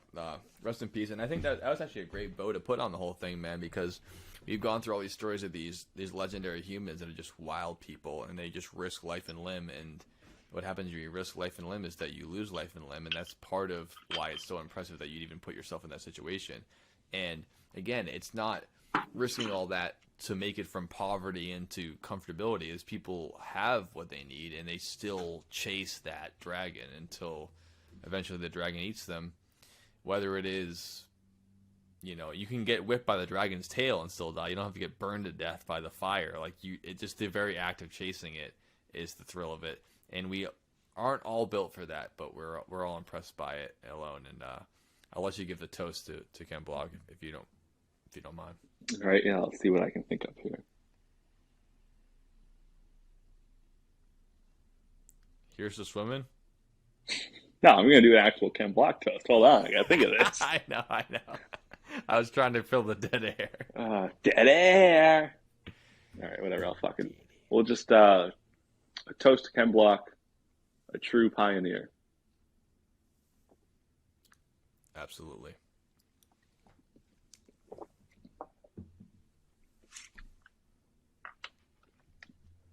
So as far as Daredevils missed him. go, got anything else to say about them? No, I think that means it's time for final thought. This is rock and roll. Whoa! Final thoughts, Dom. Would you like to start us off, or would you like me to start? Because usually I'd say you're the guest, but you're not the guest now. You're also the co-host. This is true. So I'm gonna have you start since I'm new to co-hosting. All right. Well, I'll just continue what I was about to say. I got too passionate about it, and then I started doing final thoughts before we even did the toast. Passion. So yeah, it's passion. Mostly like that. I guess I just have to say what we've been talking about the whole time, which is that these people are insanely impressive. I am not inclined to do this kind of stuff. I like thrilling stuff. I like, roller coasters, driving fast, whatever it is. But I'm much less inclined to that risk-averse behavior where it's like, oh, I could just jump off a mountain and like it's so scary and thrilling, but I want to do it. And a lot of people are more inclined to that. And again, I think it's a born-in thing where you can either nurture it or you can suppress it. But I don't think that everyone has the potential to be a Ken Block or an Evel Knievel or, even a Harry Houdini. It's you have to have that itch in you that makes you want to do things like this and risk it. Chlamydia. You got to, yeah, it's itchy, and you got to risk it to get the biscuit, as they say. So basically, it's high risk, high reward, like many things in life. I think most people who have that high risk behavior, they live very thrilling lives. But just because you have a high risk tendency doesn't mean you're going to be a daredevil. You could get into gambling. You could get into hopscotch. There's all kinds of ways to do it. But these people we're talking about today, they went above and beyond, and now they're going to be legends forever. And I think it's very impressive. And much like many things that people are impressed by, I'm more impressed by it because I can't picture myself doing it. Obviously, the hobbies you get into or your interests, you can be more detailed in it. So you can be like, oh, I know the intricacies of why it's so good that person can, be a comedian or act this way or whatever, things that I like to do. But for Daredevil, it's just like, I can't even get to the beginning of it. Like, it's completely out of my purview. All I can say is that it's super impressive, super risky, and not only do people break bones and break hearts in the meantime, they change what people think humans can do. And I think that's a very important part about what they do, because all these people we listed today did something that people said, you can't do that. And they said, nah, fuck you. I can do it. And watch me. And we all watch and we all cheer. And I'm glad they exist. I don't want to do it. I don't want anyone I love to do it. I don't want anyone to do it that I'm worried about. And even them, I'm like, oh, don't do it. It's so scary. But hell if it ain't a good thing to watch. And I'm glad they're pushing the limits, because you need to push the limits to see how far humanity can go. And no one pushed the limits more viscerally or aggressively than the Daredevils. And I think they deserve the credit that they're due. Yeah, I couldn't agree more. I mean, really just pushing the limits of human potential. One more time. Whether they're doing it to show that it can be done or doing it because they want to say, like, to themselves, oh, I can do this. You don't have to, like, connect with them to kind of be like, oh, that's so cool that they said that. Everyone said you can't do that, and they were like, fuck you, I'm going to do it, and they did it. That's so cool. Whether you have that own ambition in your life for, I mean, even just a little thing, whether you have it or not, I think most people can look at that and respect it. And I think it's so important to think through their head and be like, yeah, no, it's not that they're not scared to death. It's that it's being close to it is what pushes them to keep doing it. Exactly. They have that fear, but they push past it. They thrive off of it. Yeah. All right. Well, I think right. I think that's Daredevils.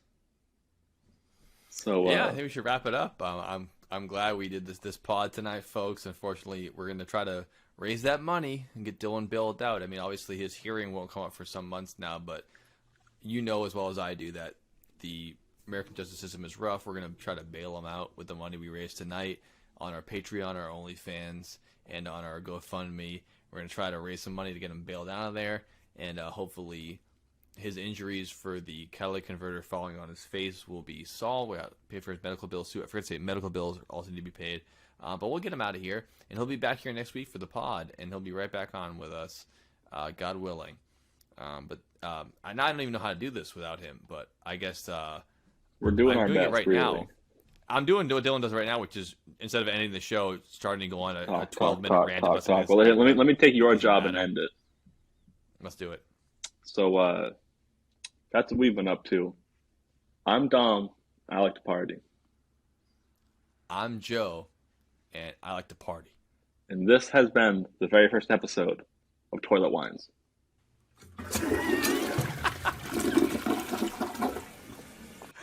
We'll see you next week, folks. Dare to be crazy. Press symbol Love it. and Fucking small love drums it. called tom-toms. Where someone's about Now, Ghost Rider's let's about learn to kill how to someone, and the play guy a goes, rock and roll "Please rhythm. have Rock and roll is mercy." And very he goes, simple. "Sorry, Just 4 all counts, out of mercy," and on every and count, kills him. And I was like, play the hi-hat. 10. I was like, 1, that's so 2, fucking 3, cool. 4. 1, How is he? 2, He's 3, in that Tesla 4. that And they on the shot up a first couple of beat years ago. and the third beat, play the They bass put him in the drum. Tesla. 1, He's not the 2, spaceman mannequin. He's in the 1, trunk. 2, Yeah, the frunk. fit. He's in the frunk because it's an and electric on car. the second and fourth, All right, he's in the play front. the snare He's gonna get drum. crunk in the 1, front. 2, 3, 4. 1, 2, Fuck yeah, dude. 3, 4. But we're not here to litigate my caffeine rock and intake. roll. What we're here to do is, it had already happened, play which double Barnum time and for the Bailey hi-hat. and the Ringling 1, Brothers 2, merged 3, together to 4. make Ringley the Brothers, Play the like rock Farley and and roll. Bainham. Yep. Yeah, exactly what you said. That's what it is. Everybody gets one, Virus. right, Spider-Man? Everybody gets one, right? The French Spider-Man told me that. Everybody gets one. Alain Robert. Everybody gets ooh.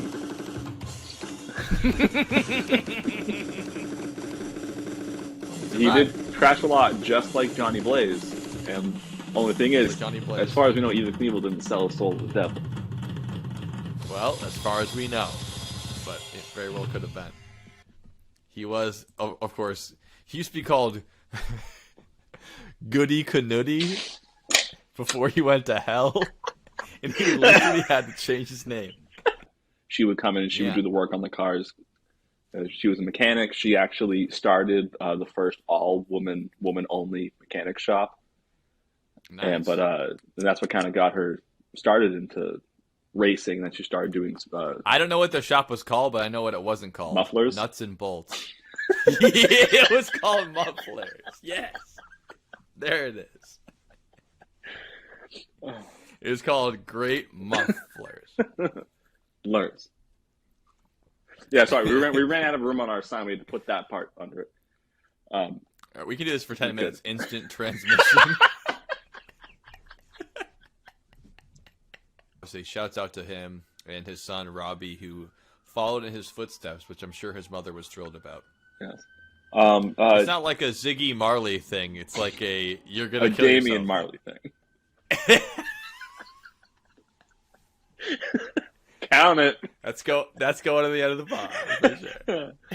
Yes, Jesus. That's my king. Praise you.